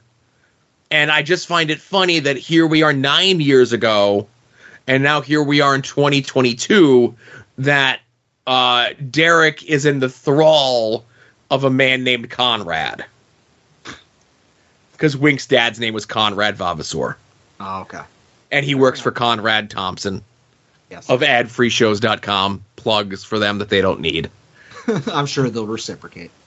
Yeah. But no, Derek is currently the editor for Dave Meltzer on The Observer, and he works as the research guy for all of the Conradverse shows. You're supposed to do research for podcasts? You'd be surprised. Listen, Derek busts his ass, man, getting the nitty gritty, and a lot of times it is just going through some old observers and stuff and just finding the juiciest bits to get the best stories about. But and again, I know you said you don't listen to the Double J podcast, but one of the Triple A podcasts, he brought up a thing that there was like a backstage incident at a show in Mexico between Double J and Psycho Clown. And when Conrad brought it up, Double J got like a shocked look on his face, and he goes, "How did you hear about that?" You know? And it was just one of those things that, like, Derek just knows a lot of people and asked the right person, and Double J told the story because it was a different time and it's water under the bridge and all that sort of thing. But listen, shout out to Derek. He's not our researcher, but he does ask me from time to time what shows that he'd like these people to do, you know? Yeah. All right, so next up we have the Campeones de Parias, easy for me to say, take a shot, 3.0 versus the Pieces of Hate, Jigsaw and the Shard. This is another best 2 out of 3 match. I was surprised that they didn't do the thing that we've been kind of railing against, which was 2 quick falls within the first minute or two. We did get 1 quick fall. Shard hits a super kick on Big Magic for the first fall. But we had a couple minutes before we got the next one when 3.0 gets the second one. I'm not sure how. I don't have it in my notes. I wasn't paying attention. I was just thinking about how great Hollow Wicked was in that one match. Oh, yes. Yeah, I was still just kind of on a high from that match. But like I said, at least it wasn't immediately after the first fall. Eventually, Shard puts Shane Matthews in an ankle lock and has him kind of... not completely down on the ground, and because Jigsaw comes in, super kicks Shane while he's in the ankle lock, and that combination makes Matthews pass out from the pain, and we have new tag team champions in Pieces of Hate. For sure. Yeah. This was a good match. So the way that it ended up going was the first fall was like 4 minutes, then you had the big match in the middle, and then the last fall came like 3 minutes later. Yeah. It was a fine match, not my favorite, you know? A little bit of a change of the format, you know? Exactly. Yeah. So, next up, we're going into the main event. We have a promo from Eddie Kingston. Talks more about how fans are fickle, but the wrestlers in the back are the ones that turned on him, and that's what really pisses him off. He spits on every ant and every baseball player, and for him, it's victory or Valhalla. Just a really good Eddie Kingston promo. Surprise, you know? Right. So we have Eddie Kingston versus Icarus. Icarus is rocking the Rockers gear. And unfortunately, Marty Jannetty is nowhere to be found. Might be hiding a body. I don't know. But we have a back-and-forth match for a little bit. Eddie's fighting dirty, thumb to the eye, takes control for a while. Icarus turns the tide with a pedigree. The crowd is pretty divided between the two of them. A lot of Eddie chants, a lot of Icarus chants. Eventually, Bryce takes a bump. Icarus takes a back fist, but Bryce isn't able to, make the count. So Eddie goes out to ringside, and he goes and gets Marty Jannetty's chair, the empty chair. and it's really sold well by commentary that like this doesn't happen in Chikara. We don't there's not hardcore matches really that often in Chikara. We don't see people using chairs.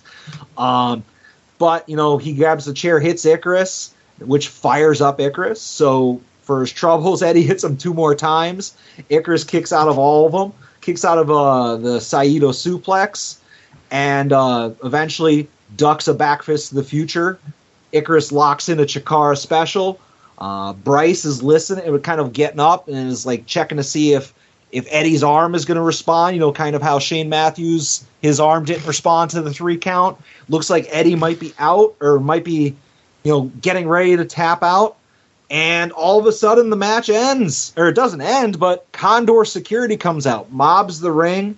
One of those security guys was nearly 7 feet tall. It was really scary. Wink Vavasaur's directing traffic from the ramp. The show is over. Everyone go home. The stage is torn down. The curtain's torn down. Just very abruptly. We didn't get a finish to the match. It looked like Eddie Kingston was going to tap out, or was he? Was Icarus going to win the title? What's going to happen next for Chikara? Whatever it is, I'm sure it's a great idea, and it won't at all bite anybody in the butt. But, obviously, I didn't know any of this was going to happen. I know that this angle was a thing. Like, how could I not, just from being on Twitter and being in the circles of all the clowns that we follow and hang out with? Sure. But I didn't know when it was or where it was in relation to what we were watching. So, like, there was little pieces here and there, whether it be Bryce, burying Wink, or, the referee saying he has dirt on Wink. But I didn't realize it was going to all happen so quickly. And to see it happen, and this was all for the first time. Like, I know that these things happen, but I've never even seen GIFs of any of it. So this is all brand new to me. So we'll see where it goes. But coming out of that, do I feel robbed? I would have liked to have seen a finish of Kingston versus Icarus, but I get why you do it that way. Both people come out of it looking strong. You don't hurt Eddie Kingston, you make Icarus look stronger. So for that, it wasn't a bad finish. And we'll see what happens. I don't know. So, a couple things, of course. Sure. Everything that you mentioned about the match, of course, Chikara being a promotion that doesn't use weapons very heavily or chairs, so when a chair gets used in this match, it kind of makes it that big of a deal, There being a non-finish, Condor security throws everyone out of the building, including us, right? Yep. Up in commentary. If only you could have seen how handsome the Condor security people that threw me out were. So then there's a bit that doesn't make the pay-per-view, of course, that as all this chaos is happening, Wink is just sitting in a chair eating an apple, which is supposed to be some sort of reference to something. And it's one of the few references that in Chikara that your co-host on Porch Talk knows and references all the time. Okay. So this was the part of a greater storyline, that had been in play since at the very least January of the beginning of that year, and a lot of people were informed of at the very earliest, like February, March of this year. I know I mentioned it on the show before, but there was rumor and discussion that this was something that was hastily thrown together because Mike and his wife were getting a divorce, and he was afraid that she was going to attempt to take Chikara from him in the divorce settlement. And this was his way of making sure that doesn't happen, that if Chikara is closed down, then she can't take it, right? Makes perfect sense. Right. Makes perfect 2013 internet fan sense. So the whole idea is that, Chikara falls apart due to the mismanagement and mishandling of Wink Vavasaur, and everyone kind of goes their own separate ways, but there needs to be separate places for everyone to go their separate ways, which is where all the different wrestling is come up. Wrestling is fun, wrestling is respect, wrestling is heart, wrestling is, awesome, whatever it is, like all these different things. So the way that it gets set up is like this group of people are only going to be on the Wrestling is Fun shows. This group of people are only going to be on these shows. This group of people, and everyone was kind of broken up, where you were going to break up these popular acts on Chikara that if you want to see Hollow-Wicked, you got to go watch Wrestling is Fun. If you want to see 3.0, you got to watch Wrestling is Awesome. You want to see these guys, you got to watch this, right? So on paper, so then all these people are separated. And then as the storyline is starting to culminate, because during the show there was an ad for National Pro Wrestling Day 2014. No date or anything, just says that it's going to happen, right? Yeah. So National Pro Wrestling Day 2014 is where all of these people come back together for the first time. And you get to see all the Spectral Envoy people together. You get to see the Throwbacks back together. You get to see the Colony back together. And all these baby faces all coming back, all these groups coming back together, right? We're not going to get there, but there's a deal where there's all these heel forces in each of the wrestling is that happen that start shutting down those wrestling is companies. And as they do that, there's less and less wrestling is companies. The heel faction becomes bigger and bigger and stronger. So that's also the impetus that all the baby faces need to get back together to combat this huge giant group of all these little villains that shut down all the wrestling is that are now this giant flood of villains that are coming in, right? Sure. That being said, I had many people who were Chikara fans at the time contact me and say, this is great. I get what the idea here is. Just let me know when Chikara is back.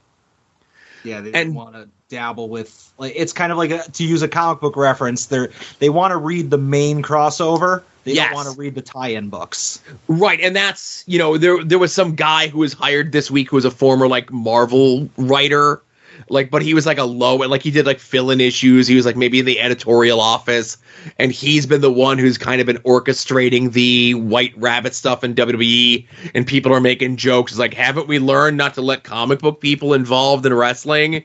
Ha ha ha, quack, right? Is the White Rabbit quack? No, that'd be funny. It's a duck-billed platypus. But it was very advantageous, but Quack was taking into consideration that all of these people were not only going to still be available, but also be willing to do whatever the storyline was with the way that Quack kind of did things, where he made a ton of people sign NDAs not to blab off what this was, right? Mm-hmm. So much so this shutting down, I send out a tweet saying like, well, you know, all my whatevers are done. Hey, I'm looking for bookings, right? I really wasn't looking for bookings, but I never signed anything. But I wasn't an idiot, right? So this storyline happening is how I get involved with AIW, because Chandler Biggins reaches out to me. He's like, "We'll book you." I'm like, "Okay," and like he kind of knew something was up, but not everybody knew exactly what was up, you know? Yeah. So I get in AIW, I'm doing AIW shows, and there was an AIW show that was maybe a week before National Pro Wrestling Day. And obviously you could figure out who may have told him, but I'm doing commentary on the thing with Kevin Steen, and he just says on commentary, something, oh, Chikara comes back next week at the National Pro Wrestling Day show. And I just look at him, and he goes, oh, I guess I wasn't supposed to say that, right? And I just go on with the match, right? Yeah. So Smart Mark was nice enough to edit his remark off of the commentary for that show, right? I didn't ask and I didn't say anything, and I'd be like, oh, I'm telling Quack that you're saying this. I'm just like, all right, the information's out there, okay?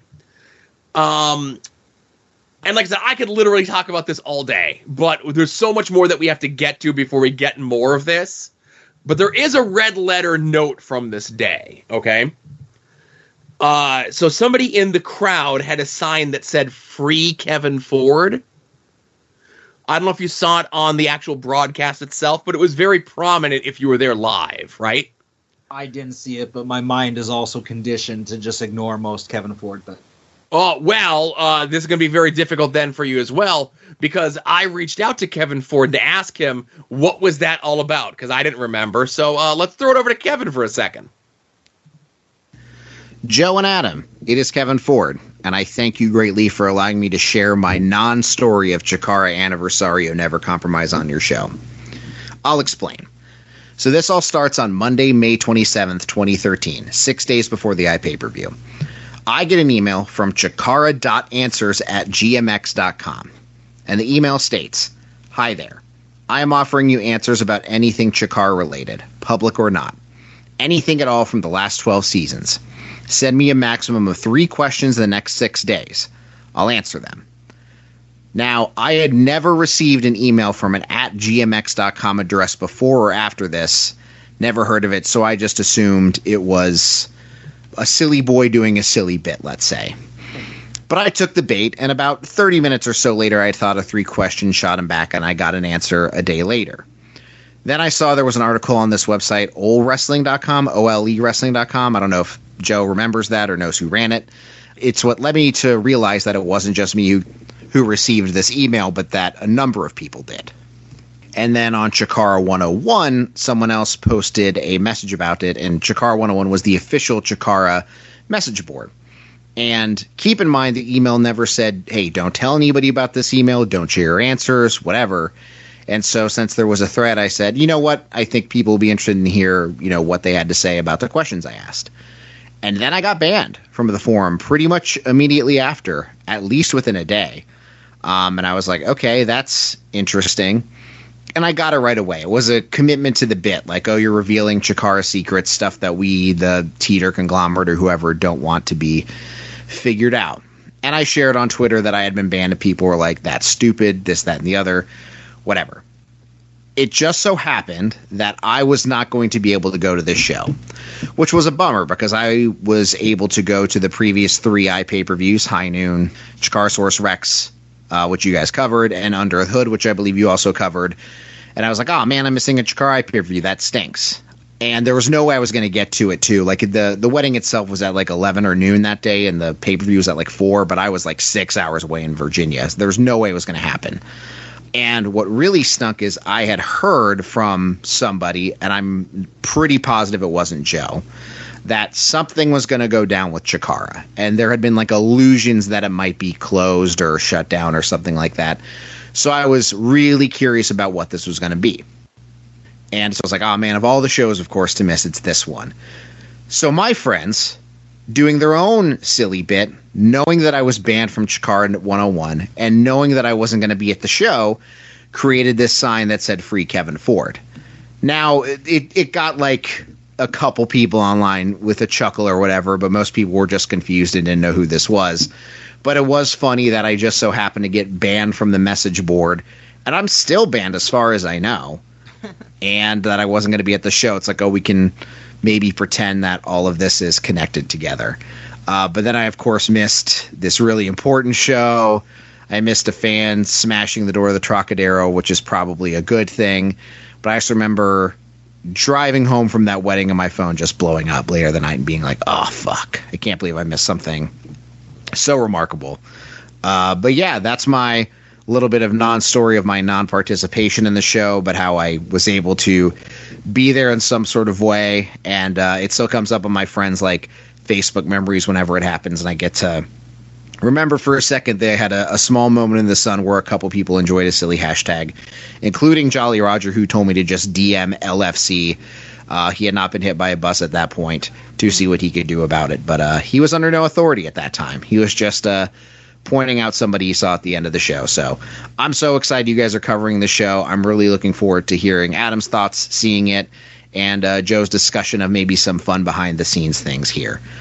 So thanks for everything you guys do, and I'll be back to ask some questions as well. Free Kevin Ford, baby. Hamburger for life. Hamburger.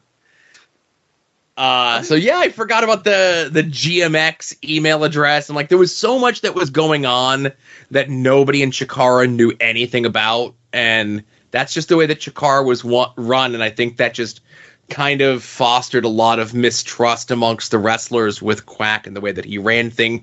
There were a lot of people that were there from the beginning that trusted what Quack's vision was implicitly until they no longer did, which, they no longer do. Yeah. What is it with people named Kevin that just talk too much on a voicemail? Oh, stop it, I'm kidding. He's my favorite independent wrestling commentator, so.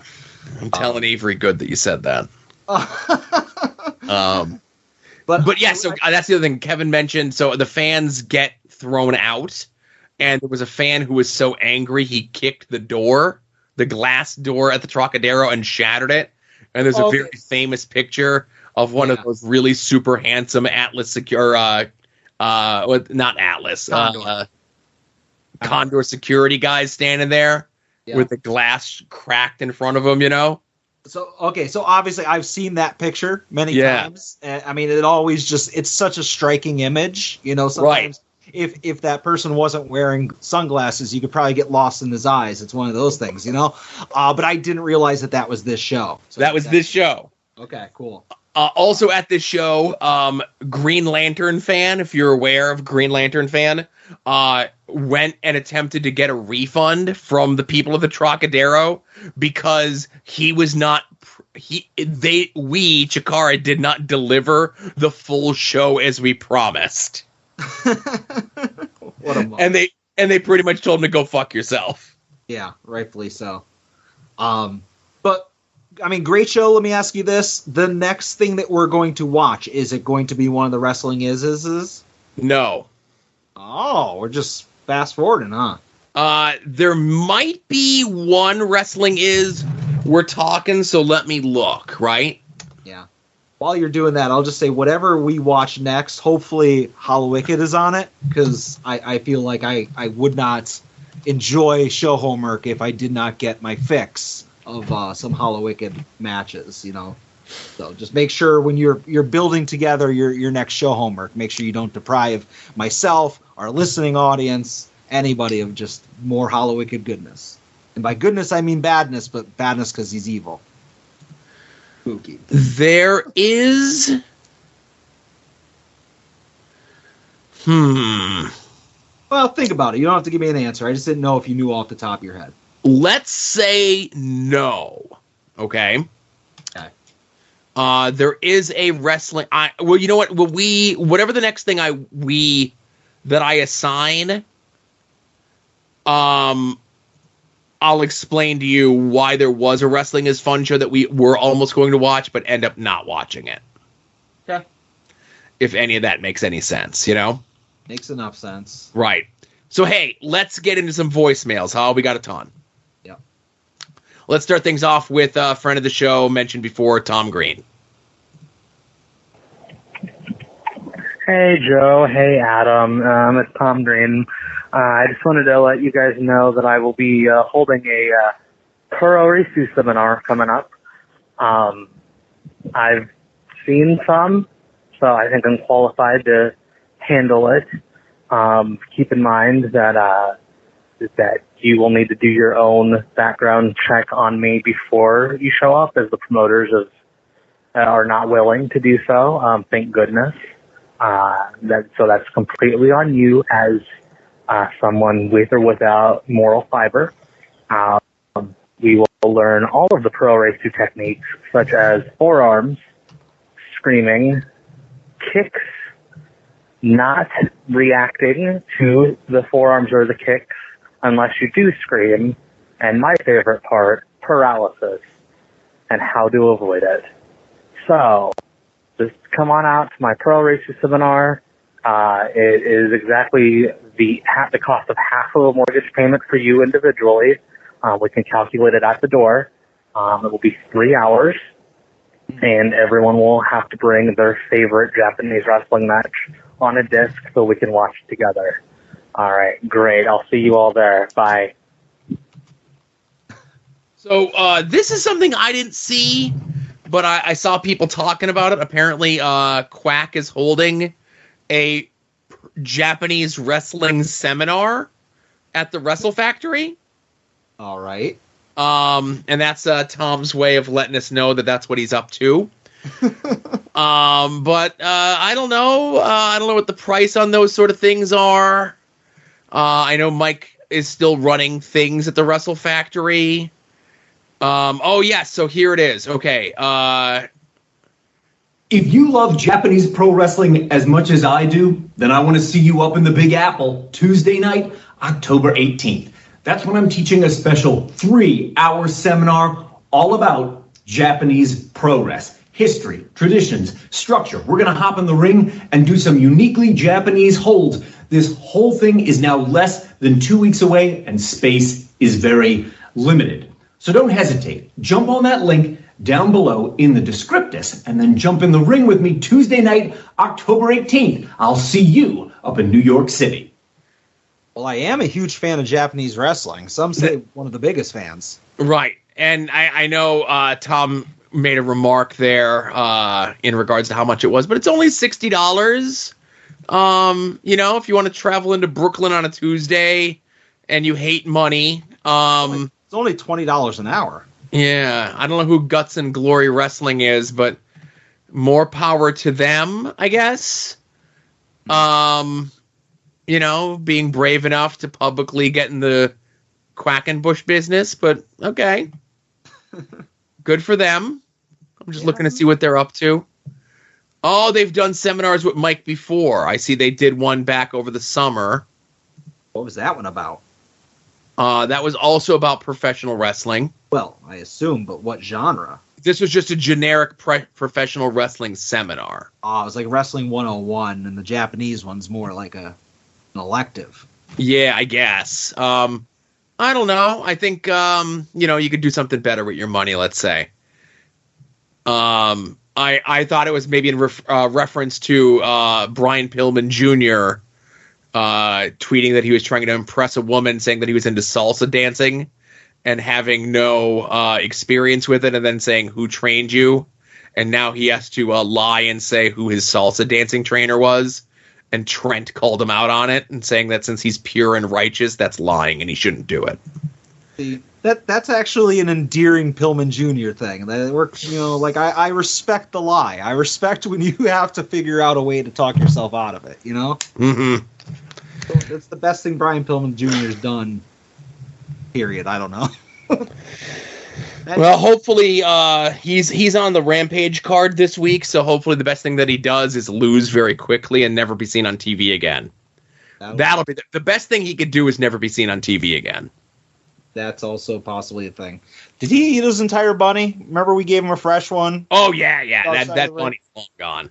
Oh, I didn't know if he was down to the feet or what. No, he ate that one real quick. Next call. Hey, Adam. Hey, Joe. I unfortunately do not have a question for Adam, but I do want to give Adam a huge shout-out for getting me the Chase Elite 94 Bret Hart. Adam, you're a real one. Thank you. And for Joe, I actually have two questions related to Anniversario weekend and the fallout from it. The first question is, if my memory is right, the Saturday before, like the night before the pay-per-view, you recorded an interview with Eddie Kingston that was later released on Smart Mark Video. And that wasn't the only one you did. I know you did one with Jonathan Gresham and Rebecca. So I'm curious if you have any memories of that Eddie Kingston one specifically, but also just what that process is like. Are you in charge with helping to cultivate the questions? Is that something Smart Mark does and presents to you? Does the wrestler have any input? Have you ever had a wrestler ask you to not talk about something like a company or person or an incident or whatever? Just curious how the whole process works. And the second thing I'm curious about ties into that, because I remember buying that Eddie Kingston interview at National Pro Wrestling Day, and the way Smart Mark does it is if you buy the DVD, there's also bonus matches, and for Eddie Kingston's DVD, there were 0 Chikara matches on it. And at the same time, there was 2 Mike Quackenbush DVDs, like Best Studs or whatever, that were pulled off the website. And I asked somebody about it. It might have been a Smart Mark person. I can't remember. But it basically was like a request of Mike's to pull them down because it was like, well, if Chikara is gone, why would you sell these? Which still doesn't make any sense to me. But do you remember, like, what the edict was about, like, acknowledging Chikara or stuff like that? Because I have to imagine that's the same reason there's no Chikara matches on Eddie Kingston's compilation, is there's, like, some weird thing that was decided about Chikara at that time. Just wondering if you remember any of that information by chance, because I've always been curious and still baffled by it. Thanks, guys. Love you. And I'll tell you, this goes to show you how bad my memory is. So first of all, I can't believe you said all those horrible things about Kevin, and he called in to thank you specifically for that Mr. Hitman figure. Well, it's fine. It's obvious that he sent that message before I revealed that I sullied the figure before I sent it to him. That's true. I had it job Dabrowski. It's covered in topics and found wedding brawlers. But I knew I took that picture obviously before I shipped his figure, and you're welcome, Kevin, anytime. That's one of the benefits of being in the At Odds Patreon Discord is that you get free finding of figs. But what I was getting at is obviously I took the picture while I still had the figure. Then I packed them up and I sent the figure out and gave Kevin a total for shipping and everything like that. But I wanted to wait until he paid me before I showed him what because I knew I took the picture like the day before and I wanted to let everybody see it, but I knew I was like I don't want him to be like I don't want it now even jokingly so. But anytime I was happy to find that's the first time I've seen either of those Hitman Elites in person, but glad it went to a fan. So the two questions that Kevin had, one about the Chikara footage around this time. It was less an edict of Quack saying, well, if Chikara's done, there's no Chikara footage out there, because I mentioned before there was the launch of shop.wrestlingism.com, and Quack was going to have all the footage up there. He didn't want Chikara footage on something else other than this, because shop.wrestlingism.com was the beginning of Quack phasing Smart Mark out of doing the production and DVDs and everything else like that. Yeah.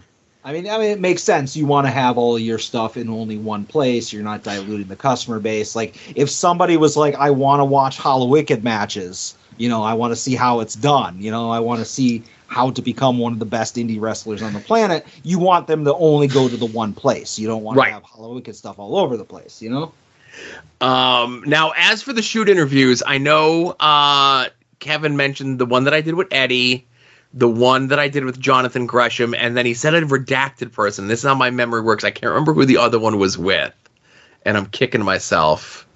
If you remember, tweet it at me when you hear this. So the Gresham one was different because I didn't have the relationship with Gresham that I had with Kingston. This was done like Smart Mark when they would do their shoot interviews. It would be a way for, like, hey, let's spend an afternoon. There's a guy who's a friend of ours. We could do a quickie DVD, give them a couple bucks up front, and then it's just another thing that they could sell with very little production involved, right? Yeah.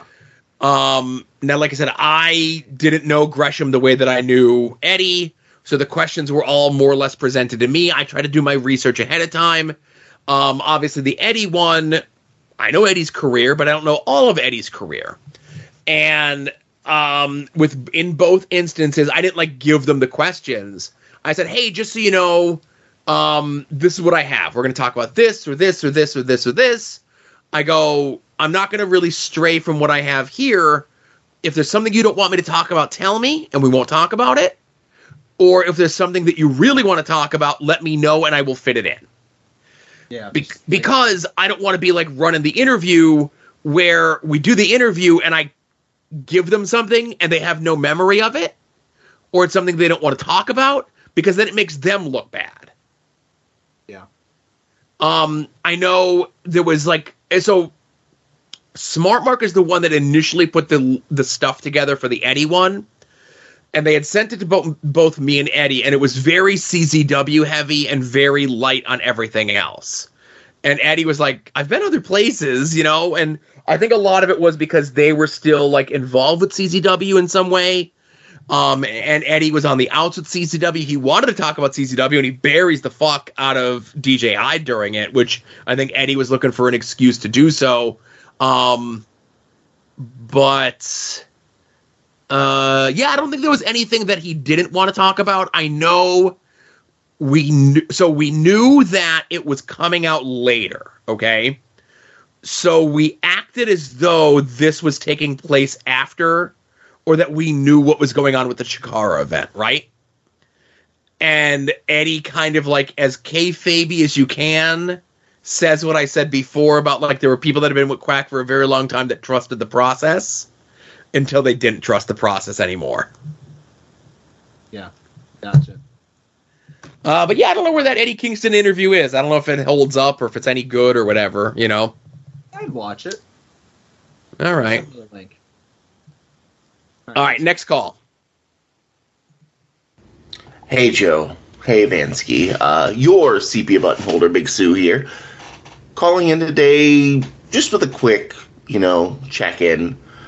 Trying to decide what I want to talk about. Do we want to talk about how Sammy Guevara continues to be probably the dumbest person in professional wrestling? No, I think that's been covered probably. Right. How about Ken Dixon assaulting a 12-year-old for calling him, and I quote, "Ken Dixon your mouth"? I mean, no, he's a piece of shit, and the kid was funny. But I think the thing that's really I've been thinking about this week, this whole White Rabbit thing, and Adam, you may not understand this, but it's giving me big Mysterium Populous vibes, and I'm really not digging it. Anyway, I'm about to take my kids to see the Percy Jackson musical, so I'm out of here for the week. Have a fantastic week, gentlemen. Until next time, regards. Appreciate Big Sue defending the sepia button right there, making sure that he comes in every once in a while so it doesn't get stripped, Right, and I forgot to give him his full introduction beforehand, but yeah. Sue mentioned their mysterious populum or mysterious whatever. It was yet another thing of riddles and clues that were timetabled that Chikara had set up. That if you were able to figure it out, you would get like every Chikara DVD ever up to that point, and you would get every Chikara DVD post as well. And I don't think anyone ever solved the full riddle on it. And this is one of those things that we, the talent, were not involved with, not clued in on, had absolutely nothing to do. I wonder if the offer still stands. I doubt it. Some old Chikara DVDs. I'll solve it. Thanks for the call, Sue. Put one of the best brains on this on the subject. All right, next call. The strongest man in all the land, Arthur MacArthur, at your service. Not much to really talk about. I saw that, I guess we could talk about this. There was a wrestler that got into a fight with a 12-year-old. I don't know about the drama, but I'm sure you guys did. I guess the only question I have about that is, who won? If that wrestler got beat up by a 12-year-old, how could he get booked ever again? I don't know if you guys are aware of this, but I saw it. I'm just like, that's embarrassing. I don't know. There's not much else going on. Really hope the good old Guardians win the wild card series, face Adam and the Yankees. Then we can have more to talk about. That's all I got. You guys have a blessed one. Yeah. I just want to say thanks for the call, Artie. Congratulations, Artie. Artie defeated me fair and square on the A show. The final votes tallied the other day, whatever, but I just noticed it today. I did lose quite handily, but technically I won. So, yay, I'm undefeated. But, right, you won and you lost at the same time. Exactly. And as far as the Guardians versus the Yankees, congratulations to the Guardians. A feel-good story. I like the fact that all of their toxic fans who threw hissy fits that they would not be fans of this new Cleveland team name, and they stormed off. I'm glad that all of them are gone, and what's left behind are people that are, cool. With all that being said, their fairy tale story will come to an end next week when they get trounced by the Yankees. But enjoy it while you have it. I'm sure you'll have a couple days of thinking you have a chance. So isn't this the second time in as many weeks that you and Artie are on opposite ends of the spectrum when it comes to sports rivalries?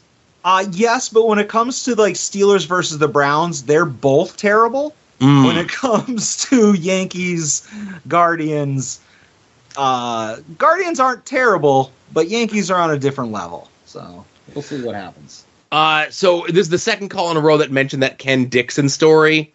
I might have got it stooged off to me Sunday by someone who was on the show, including the tweet of the parents of the 12-year-old who had video of the cops escorting Ken out of the building in cuffs for assaulting a minor. Huh. I will say this guy is probably done in wrestling. He's already kind of taken Ken Dixon off of all of his social media and put his shoot name up, whatever the fuck his shoot name is. He wasn't wrestling tons of places to begin with, but I think this has kind of ruined his reputation. And I will say this, if you as a wrestler in 2012 get mad enough at someone, a fan, saying something to you that you lay hands on them first, then you were not cut out for this business. You're supposed to antagonize the fans so that they lay hands on you, and then you could beat the shit out of them. Yeah, he should have said some fucking nasty shit about that 12-year-old, had the 12-year-old swing, and then right. The kid. Yeah. That's the way it was done back in my day. Yeah, that's the way you used to beat up kids, right? That's right. Thanks for the call, Artie. Yeah. Next call. Hello, gentlemen. It's Kevin. I'm pretty sure you record at 9, and it is 8:58, and I just remembered I had to call tonight. Well, I didn't have to, but, I don't want you to think that anything's wrong. Anyway, speaking of wrong, I'm really getting tired of Sammy Guevara, whatever, and all the stuff he's pulling, and especially he's the one that gets the win last night on Dynamite, and yet Eddie Kingston's not in the show, and other more deserving people are not focused on, we can just go back to his comments on Sasha Banks, the recent fighting and all. What's the point of him saying you can put someone else in that spot, you can get rid of him easily? Are they worried that Tay leaves if he leaves too? I don't know. But I gotta say, I know Austin Theory is not a great person, but lately Austin Theory's been okay. And Sammy's been the problem. So my question is, if you could only have one of them for the next 10 years of wrestling, who do you pick? Thanks, guys. Bye. I'm gonna be honest with you. That's tough because I don't know if I've ever seen an Austin Theory match. Really? Not even during his NXT stuff? Maybe, but I have no memory of them, if that makes sense. I feel like his NXT stuff in my mind was overshadowed by the character work, because we mentioned earlier in the show, I'm a big fan of The Way. So I don't know, is Austin Theory as good as Sammy Guevara in the ring? Because I think Sammy Guevara is really good in the ring. I enjoy his matches. So that's tough. If I had to pick based on my little bit of knowledge, I'd go Sammy Guevara. But I don't know. What about you, Joe? I'm with you. I'm Sammy Guevara as well. Austin Theory is a big nothing in the ring for me. And, whatever his dalliance was, it was an alleged one-time incident. Granted, it was a one-time really bad incident. But Sammy continually cocks off and gets into fights and gets into trouble with his coworkers, and that's very funny. So I'm just looking forward to 10 years from now, Sammy Guevara and yet another backstage incident, right? Yeah. I saw somebody online say that the Tony Khan Sammy Guevara relationship is akin to that of 96-97 Vince and Shawn Michaels, where Shawn is completely unprofessional, not willing to work with people, and Vince is just well, we just got to have him win more, I guess. I think we are only a few years away from the entire naval force beating the shit out of Sammy Guevara at a bar in Syracuse. So I know that's in Kevin's neck of the woods. So if Dynamite or Rampage are going to be in Syracuse, you might want to give the Navy a buzz. That's all I'm saying.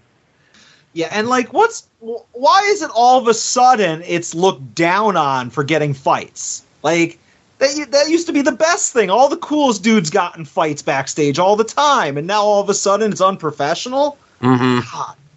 What's a bunch of snowflakes, Joe? I'm telling you, not baiting 12-year-olds to hit you first, complaining about being cool backstage and getting in fights with people. Yeah. I don't know.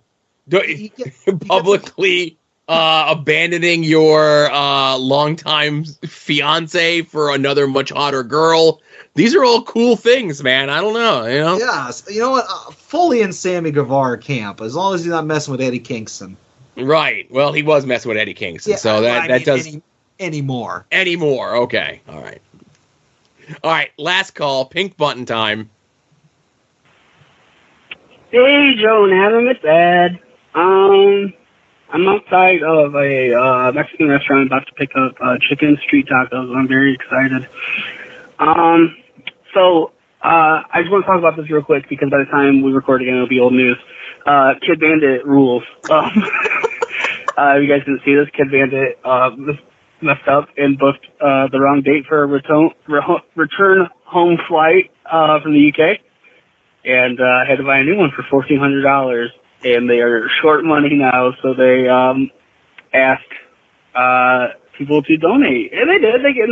That's good. Like Kid Bandit will get home, and they got a place to stay over there till their return flight day, and everything worked out. But like that's like so carny. It's cool, and I love it. Like I think the uncle said it that Kid Bandit is like a rookie, but a 30-year pro at getting people to separate from the money. So that's awesome. But here's why I like it. Because it's like Kid Bandit is an enigma to me. Because like when all the wrestle queers and stuff happened, Kid Bandit paid everybody, right? And everybody's like, you shouldn't waste your money like that. That's not your responsibility. And they were like, oh, I could just make that back easily by doing like a sexy cosplay on my Patreon and selling pictures. But now, like 3 months later, it's like, I have no way to make this money, guys. Can you help me out? And like, I seem to be the only one that remembers that tweet. It's just so cool. I love it. Wrestling rules. Can't wait to listen and hear if you guys are team Sammy or not. I like Sammy Guevara. I like Sammy Guevara less now that Sammy Guevara is 29. I thought he was like 23. It's definitely less appealing, the whole shtick now, but I still like it. Yeah. Get people to punch him in the face. It's awesome. He's got a really punchable face. AEW rules. I don't even know if it's real or not. Do you guys think that's real? Okay, bye. That's not real. But yeah, so I actually left a call on Pod Van Dam about the Kid Bandit thing. I'm sure you did not see this, Adam. I just know from what I heard on Pod Van Dam and seen a little bit on Twitter, you know? Right. And I more or less kind of echo Ed's sentiments that like 3 months ago, Kid Bandit had enough money to like pay an entire show worth of people that got stiffed off that Wrestling Queerdom show. But now after they foolishly booked the wrong flight, and I get where Ed and the uncles are coming from, that Kid Bandit's like a 2-year pro, but like a 30-year carny skills. But they also got like tricked by the Buff Bagwell account, and they've gotten tricked by other things. So I definitely think Kid Bandit needs to focus less on the wrestling and more on the grifting, right?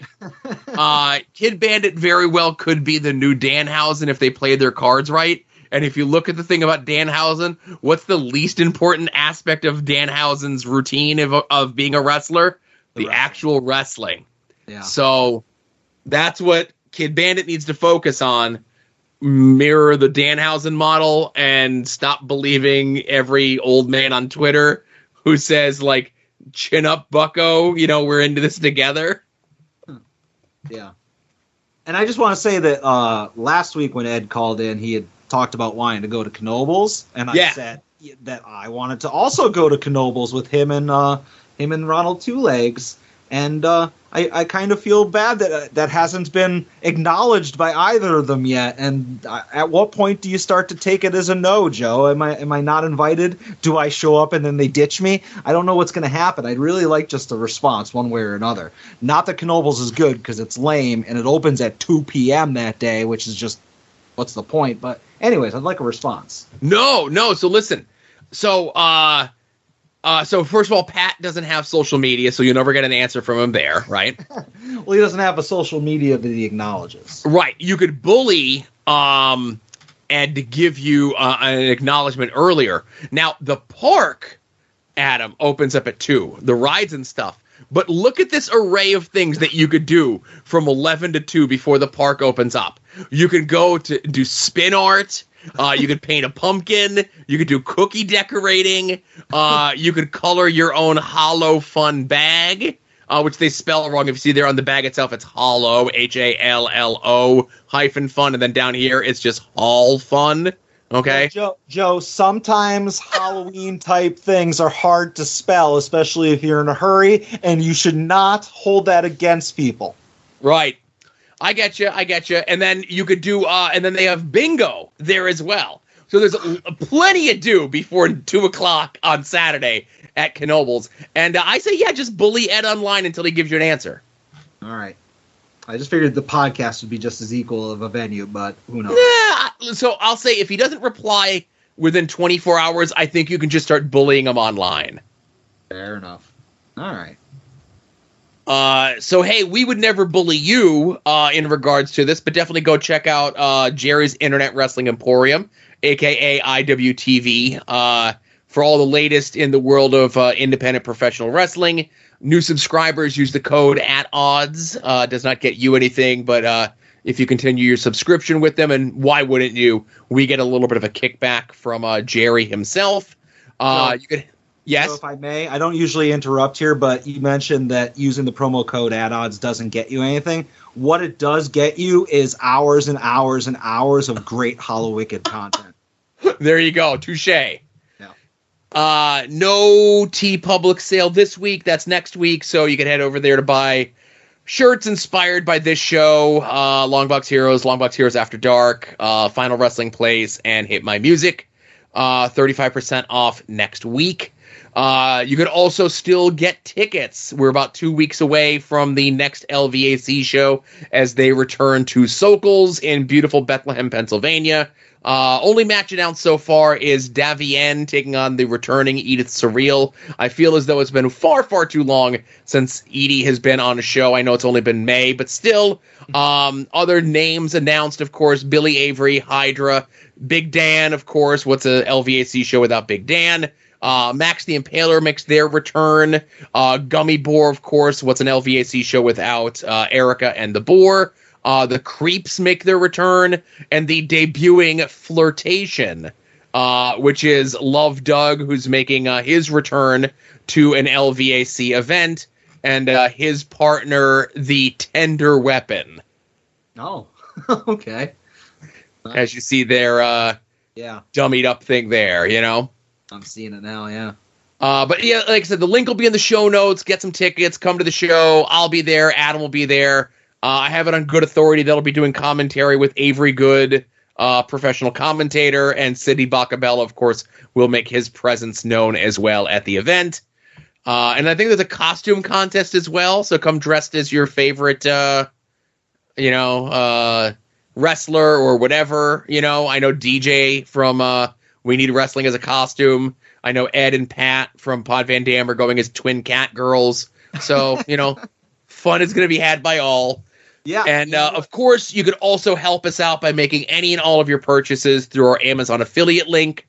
The link for that is in the show notes, no matter where it is that you get these shows. And I'm going to throw this out here like I did somewhere else. Apparently, over the weekend, there was an issue with Spotify's app. And it wasn't just us. It was like other podcasts. Like if you go through the Spotify app, like the show would show up, but it wouldn't play, or it would show as already played, so you couldn't play it, right? I did my investigating. It was on all the other podcatchers. It was available through Spotify's website, but it for some reason wasn't working like through Spotify's website or app from like Friday until Monday.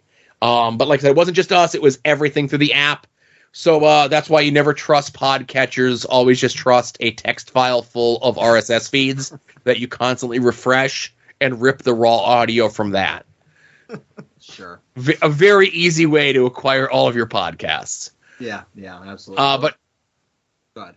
I was going to say Amazon affiliate link does not cost you anything extra. Amazon calls it an advertising fee. I call it the thing that makes Adam happy at the end of the month when he gets his cut of the fucking money.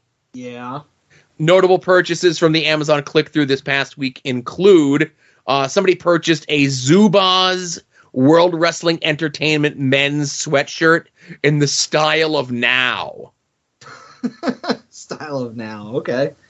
Even though when you go to the website, it gives you different options. You can get a Team Angle one that's out of stock.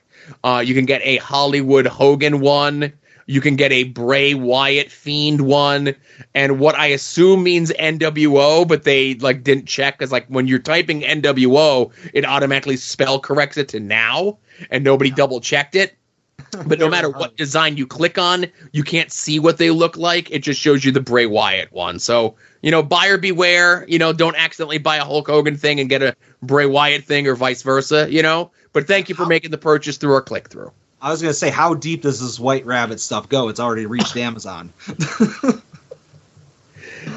But the White Rabbit thing might have reached some of these podcasts, Joe, and I hope it doesn't, but it might have.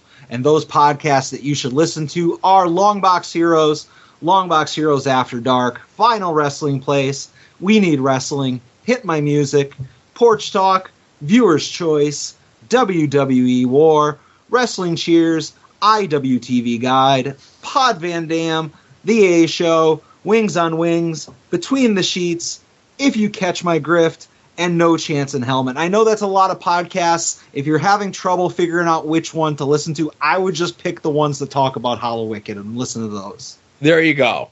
Yeah. So I guess that's it for the main show, huh? Yeah, that's it.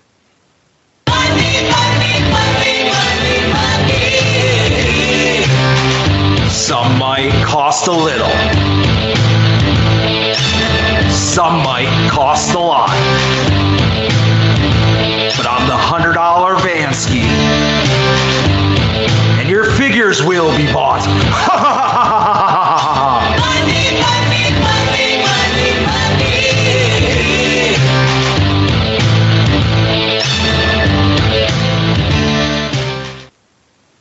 All right, Joe. I was going to say, I assume you have a bunch of things. So we're going to be here a while, right? No, well, we're going to be here a while, but I think it's because you got a bunch of things. I got nothing. My kid's birthday is this weekend, which is why I did not go to New York with Todd. I had the same invitation as well. But my kid's party is this weekend. So, we haven't paid for anything yet, but, all the accoutrements for going to one of those trampoline places, Yeah. Are you going to jump on a trampoline, Joe? Fuck no. They have weight limits on those things, man. Get some flips? Nope. All right. They have benches at this one. They're real nice. But I was kicking the tires on a couple pun intended, kicking the tires on a couple Kickstarters this week, right? But I didn't bite the bullet on anything. One was for my kid, and this is one of those like instant gratification things for a kid where some YouTuber person that he likes is doing like a series of like augmented VR puzzles. Okay. And like you get the 3 of them and they're $60 and I was willing to bite the bullet and get them for him. I go, just so you know, and he just sees an ad and he says, oh, augmented VR puzzles. I want them. Right. So then I show him the reality that they're a Kickstarter. The Kickstarter is going on for another 3 weeks. And then it says that they're not going to ship until May 2023. And he's like, oh, I want them now. I go, wait till May 2023. And he's like, well, I don't want them then. I go, no problem. We ain't getting them, So yeah, wait until that kid starts collecting toys. Wait until he starts buying his first zombie figures. Oh, yeah, let's hope it never gets to that. But this generation of kids really aren't much in to toys so much. That's the adult collector thing.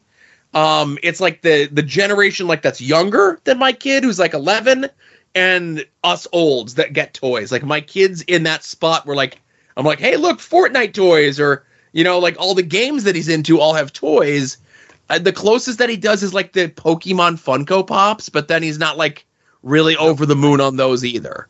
Yeah, I mean, you don't really play with them. You just kind of put them up and they're decor more so, Yeah. And I will say like they have the different boxes and like this holiday season, and we'll get into your stuff because I got nothing. I'm just talking about stuff. But for this holiday season, like October, November, December, Pokemon is doing a thing where like they have the character boxes of cards, but you could only get certain ones at certain stores. They're doing like, this is the GameStop exclusive, and this is the Walmart exclusive, and this is the Target exclusive, and this is the Best Buy exclusive, and this is the this, and this is the this. Because usually I would just like put them all up on Amazon, but they're not all up on Amazon. They're all at these individual retailers. And I went over that with my kid. I'm like, here's all the release dates. Here's what they are. Here's where you get them.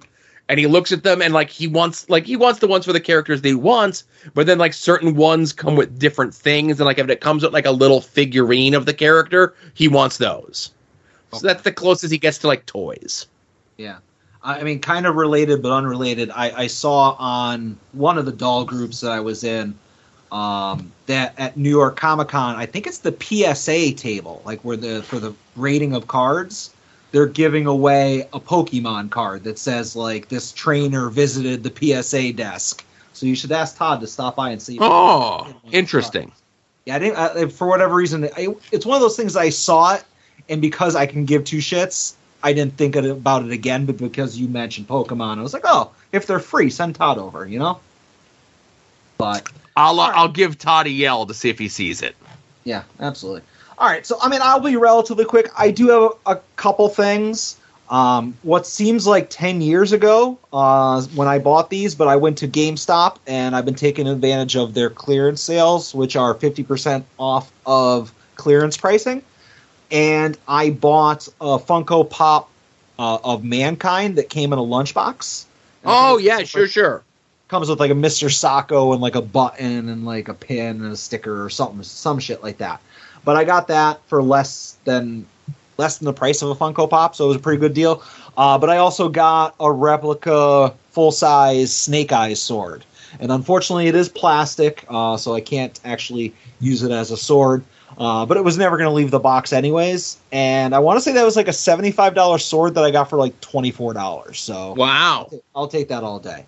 But yeah, I've been trying to, like, if I go past the GameStop, I'm not expecting to walk in and find an AEW chase like a lot of these people in the major group.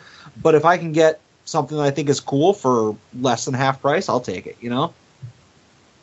I'm sure like they're doing the clearance on their clearance to make room for, as I mentioned, all the holiday stuff.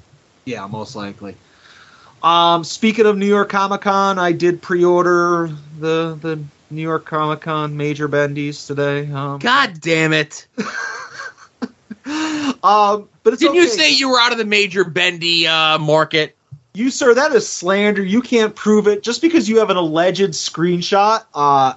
As my friend David Bixenspan said, you need to do a screen record and not a screenshot. All right. All right. Yeah, screenshots they can be faked. Got me on a technicality. Exactly. But I don't know if you noticed, Hasbro PulseCon was this week, and Hasbro revealed a lot of new items and a lot of properties that I'm a fan of. Yes. So I'll just be real quick. I pre-ordered a couple things in the G.I. Joe, not Black Series, whatever their high-end figures are called. I got a Cobra Bat in the Crimson Guard, because I have to buy all of the Cobra Bats, and it's just basically a red Cobra Bat. So I ordered that, and I'm really sad because this is my third G.I. Joe classified series. This is my third G.I. Joe classified series of a Cobra Bat, but this is the first one that is in a plastic-free package, and I hate it. I hate it so much. I saw the pictures of the current bat, like, in package, you know? Yeah. They looked really nice. Yeah, I mean, they're awesome figures. It's just a shame I'll never get to see this one, but I'll look at a picture on it, you know? Right. But also from Hasbro PulseCon, I pre-ordered what is called a Shattered Glass Transformer. Have you ever heard of that line or that storyline? No.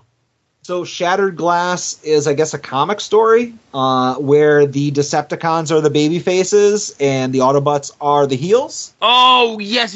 Okay, now I forgot that it was called a Shattered Glass, but yes. Gotcha. So basically it's like the Mirror universe from Star Trek, but I have a Soundwave from that line where he's basically in white with like some blue trim, and even though he's a Decepticon, it's like, hey, they're all the good guys, so... Gonna buy a Soundwave. It was up on Hasbro Pulse. I had to pre-order that. One last Transformers thing, and these actually I did not know about until this morning when they went up for pre-order, and that is some Walmart exclusives. So this pre-order will never actually get fulfilled. I'll have to wait till I find them, in a store. But Walmart exclusive G1 repaints of Hot Rod and Starscream. And they're repaints of the original molds, but the paints are made to make it look like the same color scheme from the Transformers the movie. So Hot Rod, instead of him being red like on the original toy, it's kind of like an orange. And, Starscream is made to look more like the animated style. So it's just like a slight repaint. I had to order them from Walmart's website because Hasbro Pulse was sold out by the time I woke up this morning because I didn't know about them. And Is it these ones that I have on my screen right now? Exactly, yeah. Okay. I didn't know about them until after it had already gone on. And you're on Hasbro Pulse right now. Is the Starscream in stock? Because I can. I'm on their email mailing list. Let me see. Yeah, I think it's going to route you and then say it's sold out. Yep, sold out. Because I went to order the two of them this morning, and Hot Rod was available, but Starscream was gone. And I'm like, well, I don't want to order one from one, like pay double shipping and all that shit. Right. So anyways, I ordered from Walmart. But I have a pro tip for you and for any fig enthusiasts who may find themselves forced to order something from Walmart. And I read about this online, and supposedly it has really good results. What's the biggest complaint when you order something from Walmart, other than the fact that they're never going to send it to you? The fact that people rip open the packages and steal the belts out of chases? That's buying stuff in store. But I mean when you order it online. I do know that they... So, are you talking about ordering or pre-ordering? Regardless, you buy a toy online from Walmart. I know, for me, I set it up like, store nearest me. I put my zip code in. One, it'll reroute me to a different store than the one that's actually closest to me, so I have to manually go in and pick the correct store. Two, it'll tell me an item's in stock until I add it to my cart, and then once I add it to my cart, it tells me it's not in stock. Yeah. I mean, those are all valid issues, but what I was getting at is whenever you order a figure from Walmart, they ship it to you in a bag. Oh, okay. And one of my previous workarounds, and I've said this before, that hey, order two of something, you're more likely to get it in a box, and then you can kind of pick and choose which one's minter and then just return the other one. Sure. Which I think is a very valid strategy. But I learned in the last few days that if you choose this item is a gift during checkout, they will always box it. Really? That's what people are saying. I read this in a couple places because I kind of wanted to follow up on it. And I've seen, I order a million things a week online, and I've never clicked on that box. But I'm like, oh, I'll give it a shot. So moving forward on Walmart, if I do order something, again, I'm never going to get it. But in the off chance they do ship it, I'd be interested to see what the box looks like. Is it in a box? Is it in any different? But at the very least, supposedly, they won't just stick it in a bubble envelope or in a bag or something and send it to you. So if I had disposable income, I would go and just order two things at random, Yeah. And just do two separate orders, have, buy the same figure, and have them shipped to the same spot, and just do one the normal way, and do one as a gift, just to see how they come. And then, of course, return them both, but, just as a test. Yeah. Look for something that's in stock that you don't have to worry about. Are they not going to fulfill the pre-order, Yeah. But, okay. That's all of my pre-orders. I do have one other purchase. Okay. Then we're done. And this is actually not like a wrestling figure or Transformers or anything like that. This is a baseball thing. And this is a bobblehead. And the reason why I'm kind of dancing around is it has a small story to tell.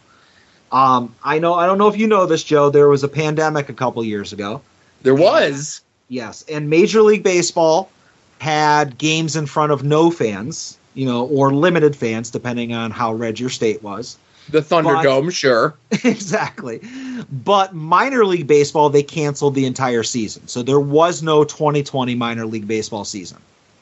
They didn't even pay the players, too, because, MLB was all like, oh, we can't afford to pay them. But anyways, during that season, the lost season, the Rail Riders, the Scranton Wilkes-Barre Rail Riders, announced that during the All-Star game, the minor league baseball All-Star game, which was going to be held here in Scranton Wilkes-Barre, there was going to be a very limited bobblehead. given away at that event.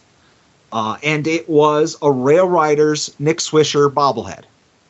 So I was like, I need that bobblehead. I'm going to this game. I even told Todd, like, the months before this obviously was canceled. I was like, hey, you're going to this game with me. I'm going to pay for your ticket. I'm getting your bobblehead so I can have two. And he's like, fine, buy me a hot dog.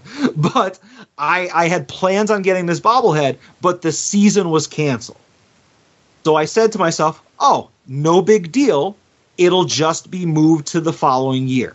It'll be one of the 2021 giveaways.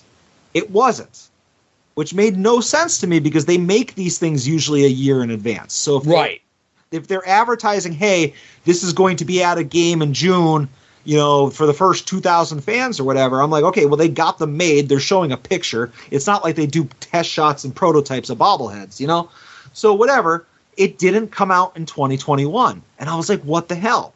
And it's not like they didn't issue bobbleheads. They had other bobbleheads, but the Nick Swisher one never came out. So fast forward to 2022, Joe. The Rail Riders announced their upcoming giveaways. There's no Nick Swisher bobblehead. So there were 2 years removed. And I see on eBay, because I just set up an alert. I was like, maybe somewhere these things are sitting somewhere and something's going to leak. So somebody puts one up on eBay. This is like 3 months ago. $125 or best offer. Unreleased, Nick Swisher. Well, no, sure. They don't even say unreleased. I don't think they do. I just think they just say it's rare. But whatever. It's just, hey, here's this Nick Swisher bobblehead, and it's one picture of the bobblehead and the box. So it's sitting there, and I'm like, okay, well, if this guy has it, somebody else has to have it. And nobody ever lists another one. So I think on an episode of Porch Talk, I was telling Todd, I was like, you know what? Maybe if I can get some more pictures of it, see the condition, I'll send the guy an offer. So I sent him a message, and I'm getting to the point, I promise. But I send the guy a message. I'm like, hey, would you mind sending some pictures of the other side of the box and whatever? I'm kind of interested in getting this. No response. So I'm like, fuck this guy. And he's had it up for sale for months now. Nobody's buying it. So I still have the eBay alert set up, to no avail.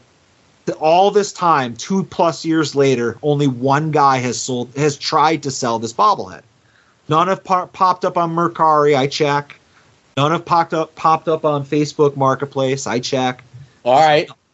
None. I'm at my buddy's house in Bloomsburg the other day. And I'm checking my eBay alerts, and I have a wide net set, and the net is just Swisher Rail Riders, just in case somebody doesn't say it right, doesn't say bobblehead or whatever.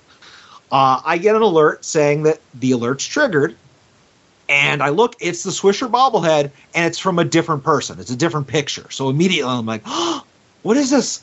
And it said $10 plus $10 shipping. So I was like, oh, I have to bid on this. I have to get in. I don't care. I'll be the first bidder. And Joe, it says buy it now. So for $10. $10 plus $10 shipping. So I am reacting like I am now. Or I'm like, holy shit. I got hit by it now. And he's like, what are you talking about? I was like, no time. I have to hit buy it now. Not even reading the description. He's like, read the description. I was like, no time. Right? So I click buy it now. It goes through.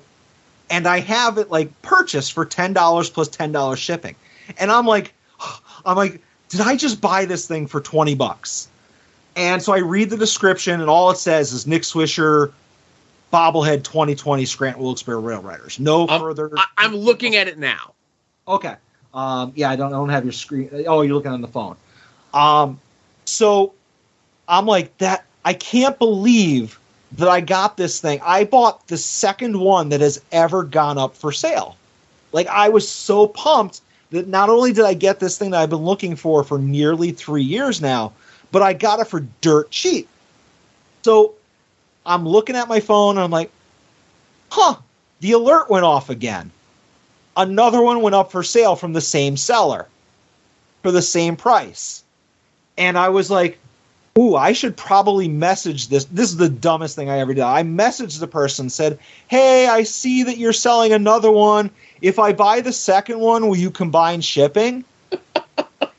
And then 5 minutes later, somebody else bought the other one. Son of a bitch. And I was like, I should have just bought it.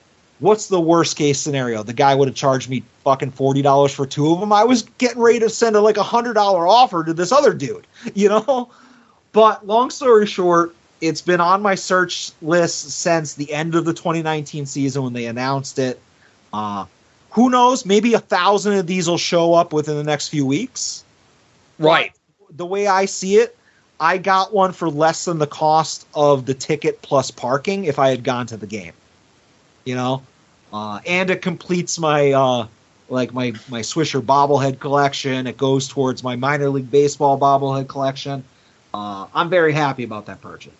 Now, I was going to say, I know a lot of times when it comes to me, and obviously it's not the mad scramble like you have with looking for this. Yeah. But when there's a seller who is selling multiple things, okay, unless they have it set up that you have to pay immediately, I will buy the multiple things, and if eBay won't calculate the shipping for me, I'll still go through with the purchase, but I'll put request total from seller. Yeah. So it kind of holds the items until the seller sends you that total with the shipping combined. Yeah, no, I mean, that makes sense, and I get that. Like, I have no idea why I didn't just buy the second one sight unseen, because I kind of wanted at least two of them, just to hedge my bets on, like, hedge my bets that one of them would be in great shape. And don't get me wrong, the one I got is perfect. I already took pictures of it. Oh, I was going to ask because I just looked, and the guy had a ton of pictures up of them both. Yeah. So, and then, of course, you took your picture. I would send the picture of the completed eBay listing to the guy who still has his up for $125. Yeah. And say, good luck, pal. Yeah, exactly. But, I mean, who knows? Maybe these were the only three that will ever hit the market. You never know. Yeah. I mean, they could have been pulped. I doubt it. I think that makes no sense. Or they could be sitting in a warehouse somewhere. Yeah, I mean, that's the more likely thing, is that they're sitting in a warehouse, and maybe whoever sponsored the bobbleheads, because every bobblehead has a sponsor, you know, that like a corporate sponsor, maybe they dropped out somehow. And I don't know. I don't know the deal is with why these never got released and why there's only a couple of them. Who knows? So, I don't know. Maybe more on that as it develops, but I'm glad I got one. Well, I'm going to make a suggestion. Okay. Now, I didn't look, I don't know if they took it off or whatever, or if there's a way that you can go back through the annals of like the Wayback Machine of the internet to see who the sponsor for that was. They're usually on the actual bobblehead, like on the foot of it or on the backside of. Actually, I'm looking at this. There's not a sponsor listed on the box anywhere. Right. I could be wrong. So, right when you had said maybe the sponsor fell out, that's why I was saying like maybe you can go and find like the original advertisements that were online for it that says like Wise Markets presents, you know, whatever, right? Yeah. Let me see. So what I was going to suggest was, you know, put a nice suit on, look very professional, find out who the sponsor of it was, and find out if their corporate offices are in the greater northeastern Pennsylvania area, and go there and ask about them. Yeah. And then at least you would get a lead onto where they were, or at the very least, head up to the stadium to their the club store and just say like, hey, you know, I was talking to the folks at blah, blah, blah, whoever the sponsor were, and they had said that you guys might have these bobbleheads here for a promotion that never happened. Yeah. And they might be sitting in a back room there, and they don't even know they have them. Ooh, okay, here, I actually just Googled Swisher bobblehead Rail Riders, and this is actually straight from, like, the Rail Riders, like a press release. And I just clicked on it, and it moved on me, so I'll apologize here. Here it is. Former Rail Riders outfielder Nick Swisher will be celebrated as our limited edition collectible for the first 500 fans. Ooh. Who purchased the 2020 Bobblehead Series mini plan. You will receive a ticket to the 2020 All-Star Game and receive the bobblehead there. So apparently you had to buy like a ticket package for every single game that had a bobblehead. And it was one of those things where it's like when you buy the entire set, like not a season ticket, but all of the bobblehead games, you can then get this bobblehead at the All-Star game if you're one of the first 500 people. So there's 500 of these. I thought there was like a couple thousand. Yeah, when you said like 2,000, sure.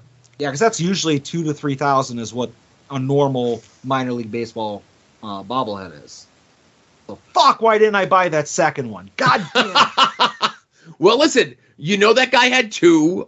Maybe he'll get a third. I looked at his other stuff that he has for sale. Maybe a couple other ones will fall off the truck, or he'll find them in the couch cushions next to the Nick Swisher wedding brawlers or something. Yeah, maybe. Like I said, I did message him asking if he'd combine shipping, and he replied, "Oh, sorry, the other one sold already, and I don't have any more." So he does, unless there's one in the garage underneath some foam fingers. I don't. Right. Man, I should have bought that second one. Well, listen, I'm glad you got the one that you did. Yeah. I mean, I'll tell you what, Joe. That's probably the second most angry I've been all week, but I've been much angrier. Oh, you have?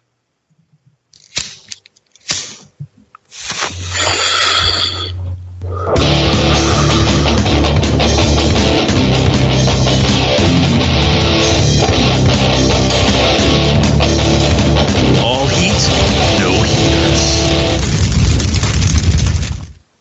Joe, we're going to keep talking about baseball. There's been a lot of baseball talk today. At the top of the show, during Artie's voicemail, we were talking bobbleheads, all that fun stuff. But I just real quick want to talk about baseball and talk about other things that I didn't buy. And I've told this story. I think I told it on Wrestling Cheers. If I told it on At Odds, it's been a long, long time, and I think it bears repeating. But a couple years ago, many years ago, I used to buy autographed rookie cards of every single new Pittsburgh Steeler and every single new New York Yankee. So, Steelers would draft a player, I'd go buy their card. They'd sign a player in free agency or, whatever, I'd go buy their card. Yankees, same deal. They'd have an up-and-coming prospect, I'd go buy a card. And there was this up-and-coming prospect on the New York Yankees. This guy was a can't-miss stud, Joe. This big, beefy power hitter of a guy, the likes of which hasn't been seen in New York for years. And he was called up at the end of one season and just started hitting bombs left and right. And everybody in New York was like, this guy is going to be the next big home run hitting stud. And everybody knows that person's name, Joe. That person's name is Jesus Montero. So okay. What did I do? I went out and I bought a Jesus Montero autographed rookie card, a high grade, limited to like 100, 150 copies. And Joe, I probably spent $300, maybe $400 on it. I spent a lot of money on this card. So that because again, he came up, he got called up at the end of the regular season, was hitting bombs. I think he had like 5 home runs in like 7 games, some shit like that. But he was can't miss. Then during that offseason, the Yankees traded him. They traded him away for a pitcher, Michael Pineda, and he went away to the Seattle Mariners, where he then got in a fist fight with one of his bench coaches and has never played a game of Major League Baseball again, Joe. So I sold that Jesus Montero rookie card that I paid $400 for about $125.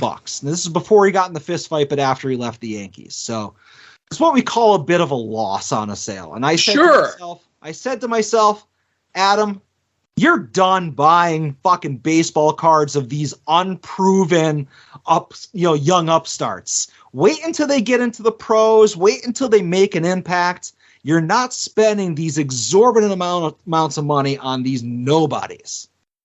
But I still kept an eye on a lot of cards, because I said to myself, what if I change my mind? What if I do want to buy a baseball card of one of these players? So I started following things on eBay. And about 2 years later, Joe, there was this other big hulking power hitter coming up in the Yankee system. This guy's named Aaron Judge. Oh, I've heard of that guy. Yeah, that's a guy you've probably heard of. Maybe not so much Jesus Montero. But so Aaron Judge He's called up at the end of his season, a Yankee season where they're not doing anything. He also goes on a little bit of a tear, hits a couple home runs in the last couple weeks. So I said, man, I should probably buy this guy's rookie card. And I'd actually seen a lot of Judge games playing for the Rail Riders. A lot of those young baby bombers, they call them, like him and Gleyber Torres and the catcher Gary Sanchez. I saw a lot of those guys locally, so I was familiar with them.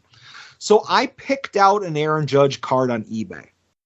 And Joe, this card was a 2013 Bowman Chrome autographed refractor, graded by Beckett Grading System as a 9.5, and it was limited to 50 copies. And Joe, this sat in my eBay watch list, available, buy it now, mind you, probably a best offer, but I think buy it now for $400. Okay. And it sat in my watch list pretty much the entire off season of the baseball season. And I was like, kind of want it. But Adam, you got burned less than a year ago on Jesus Montero. Don't do it. Don't waste the money. And I don't remember what it was, but I think I got like a bonus at work, or it might have been a tax return or some shit where I had some expendable income. And I said to myself, Adam, you're going to treat yourself. I know that sounds very much not like me as a man who's very cautious with his money. Right. But I decided to just splurge. And I was going to buy the most expensive item in my eBay watch list. And it was down to that Aaron Judge card. Again, 2013 Bowman Chrome refractor, Blue Wave refractor, limited to 50, autograph, BGS 9.5. It's not like I have it seared into my memory. But I decided, Joe, to buy a comic book. Ooh, that like Archie, Jughead, Veronica. A little bit farther off of that, but I bought a CGC 9.8 sketch edition of Daredevil #1. Now, this is those Daredevil books that had the blank spot in the middle where Joe Quesada had like an individual sketch on every single issue, and it was like limited to 300. So I had never owned a piece of Joe Quesada art. His stuff is super expensive, but this was an opportunity to buy a Joe Quesada original piece of art, and it was on a comic, and it was graded and all that stuff. And I spent like $450 on that, and that was my decision. Is I was going to buy that comic book because I knew 10 years from now, 20 years from now, it's not going to go down in price. Original art, as Todd will tell you, doesn't really plummet in price. So a couple months later, Aaron Judge has his full rookie season where he wins the Rookie of the Year, hits 49 home runs, and won the MVP. I don't care what anybody says because fucking Altuve's a cheater. And Joe, that $400 card, do you want to take a guess of what that was selling for after his rookie season on eBay? Okay. Now, keep in mind, I passed on buying it for $400. Now, I know. Okay, so I'll say this. We talk privately before the show and during the week and everything else like that. So I know what it sells for now. Okay. Yeah. So after the rookie season, let's say it went from 400 to, let's say, 1,000.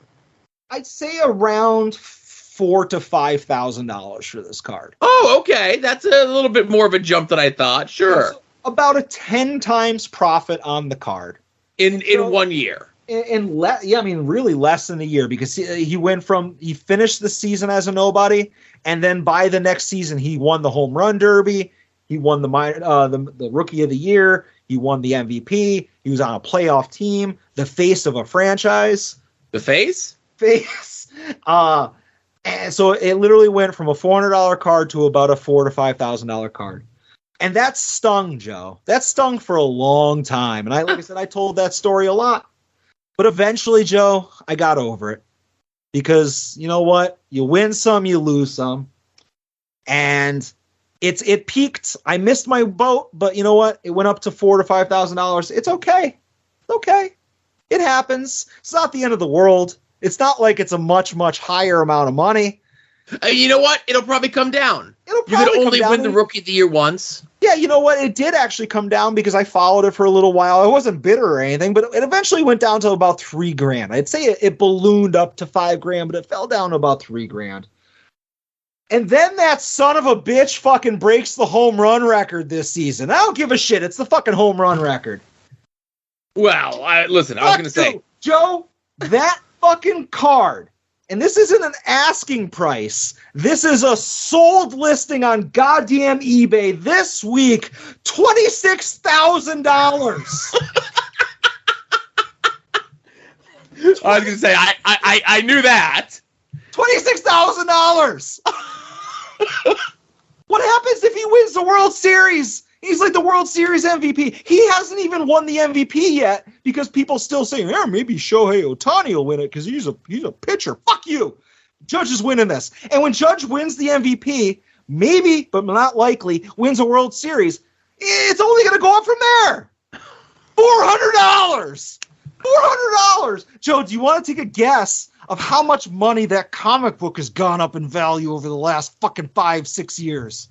I'm going to say it's probably like right around $400. It's the exact same price I paid for it. God damn it. $26,000 and it's only going up. Well, listen, that's, at least you didn't lose money, right? Like you did with the other home run boy. Oh. Yeah.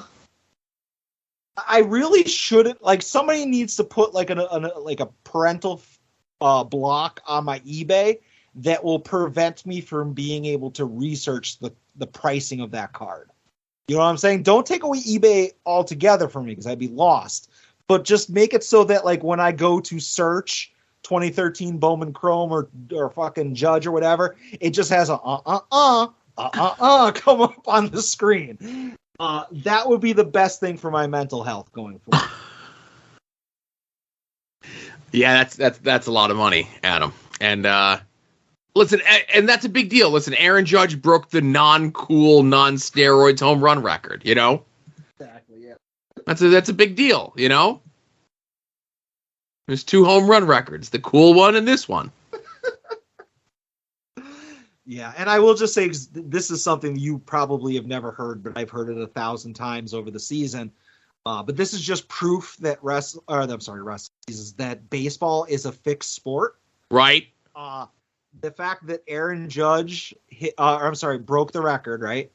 And that record was 61 home runs hit 61 years ago in 1961. So it's like, all right, you're gonna have this happen right now. Like that's almost like storytelling. And then Judge, who wears number 99, broke the record on the day that the Yankees had like 99 wins. So it's like it's so perfect that it has to be scripted. It's like poetry, so it rhymes. Yeah, it's long-term storytelling. You know, they were like at the beginning of the season, Judge like went 0 for 5, and they were like, let it play out. You know. Ugh. All right, I'm still sad, but I'm less angry now because I got it out. But Adam, just think, let's say, and again, I'm going to play not devil's advocate, but I'm going to say, so let's say you did buy that card, right? And it currently was worth $26,000 right now. Yep. Would you sell it for $26,000? See, that's a very good question, and people ask me that, and the collector in me would say no, because then I won't own a $26,000 Aaron Judge rookie card. You know, like that's the crown jewel of the collection. Like that's my rhythm and blues honky tonk prototype. Yeah. So it would just be sitting in a safe, maybe not even at this location. It might be in a safety deposit box somewhere.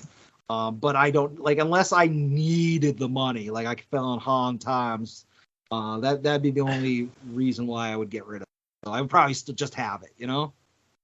Right, like if for some reason both of your cars were in the shop and you needed to buy a third car, you could just sell a baseball card and get a automobile. I still wouldn't. I would just Uber and keep the card.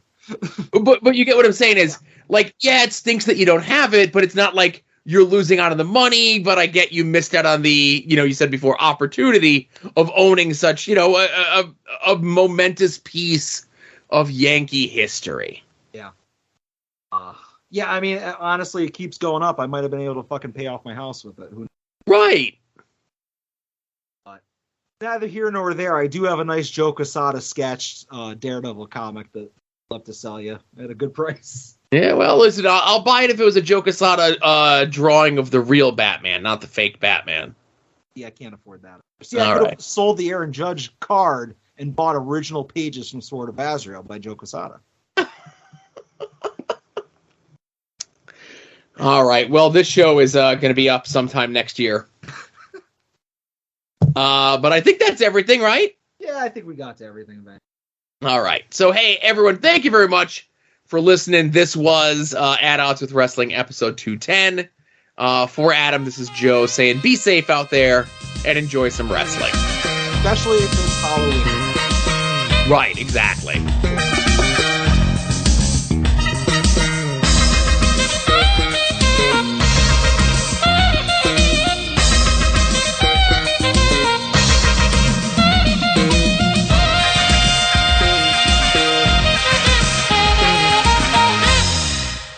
You're listening to the soon-to-be-named network, the Lamborghini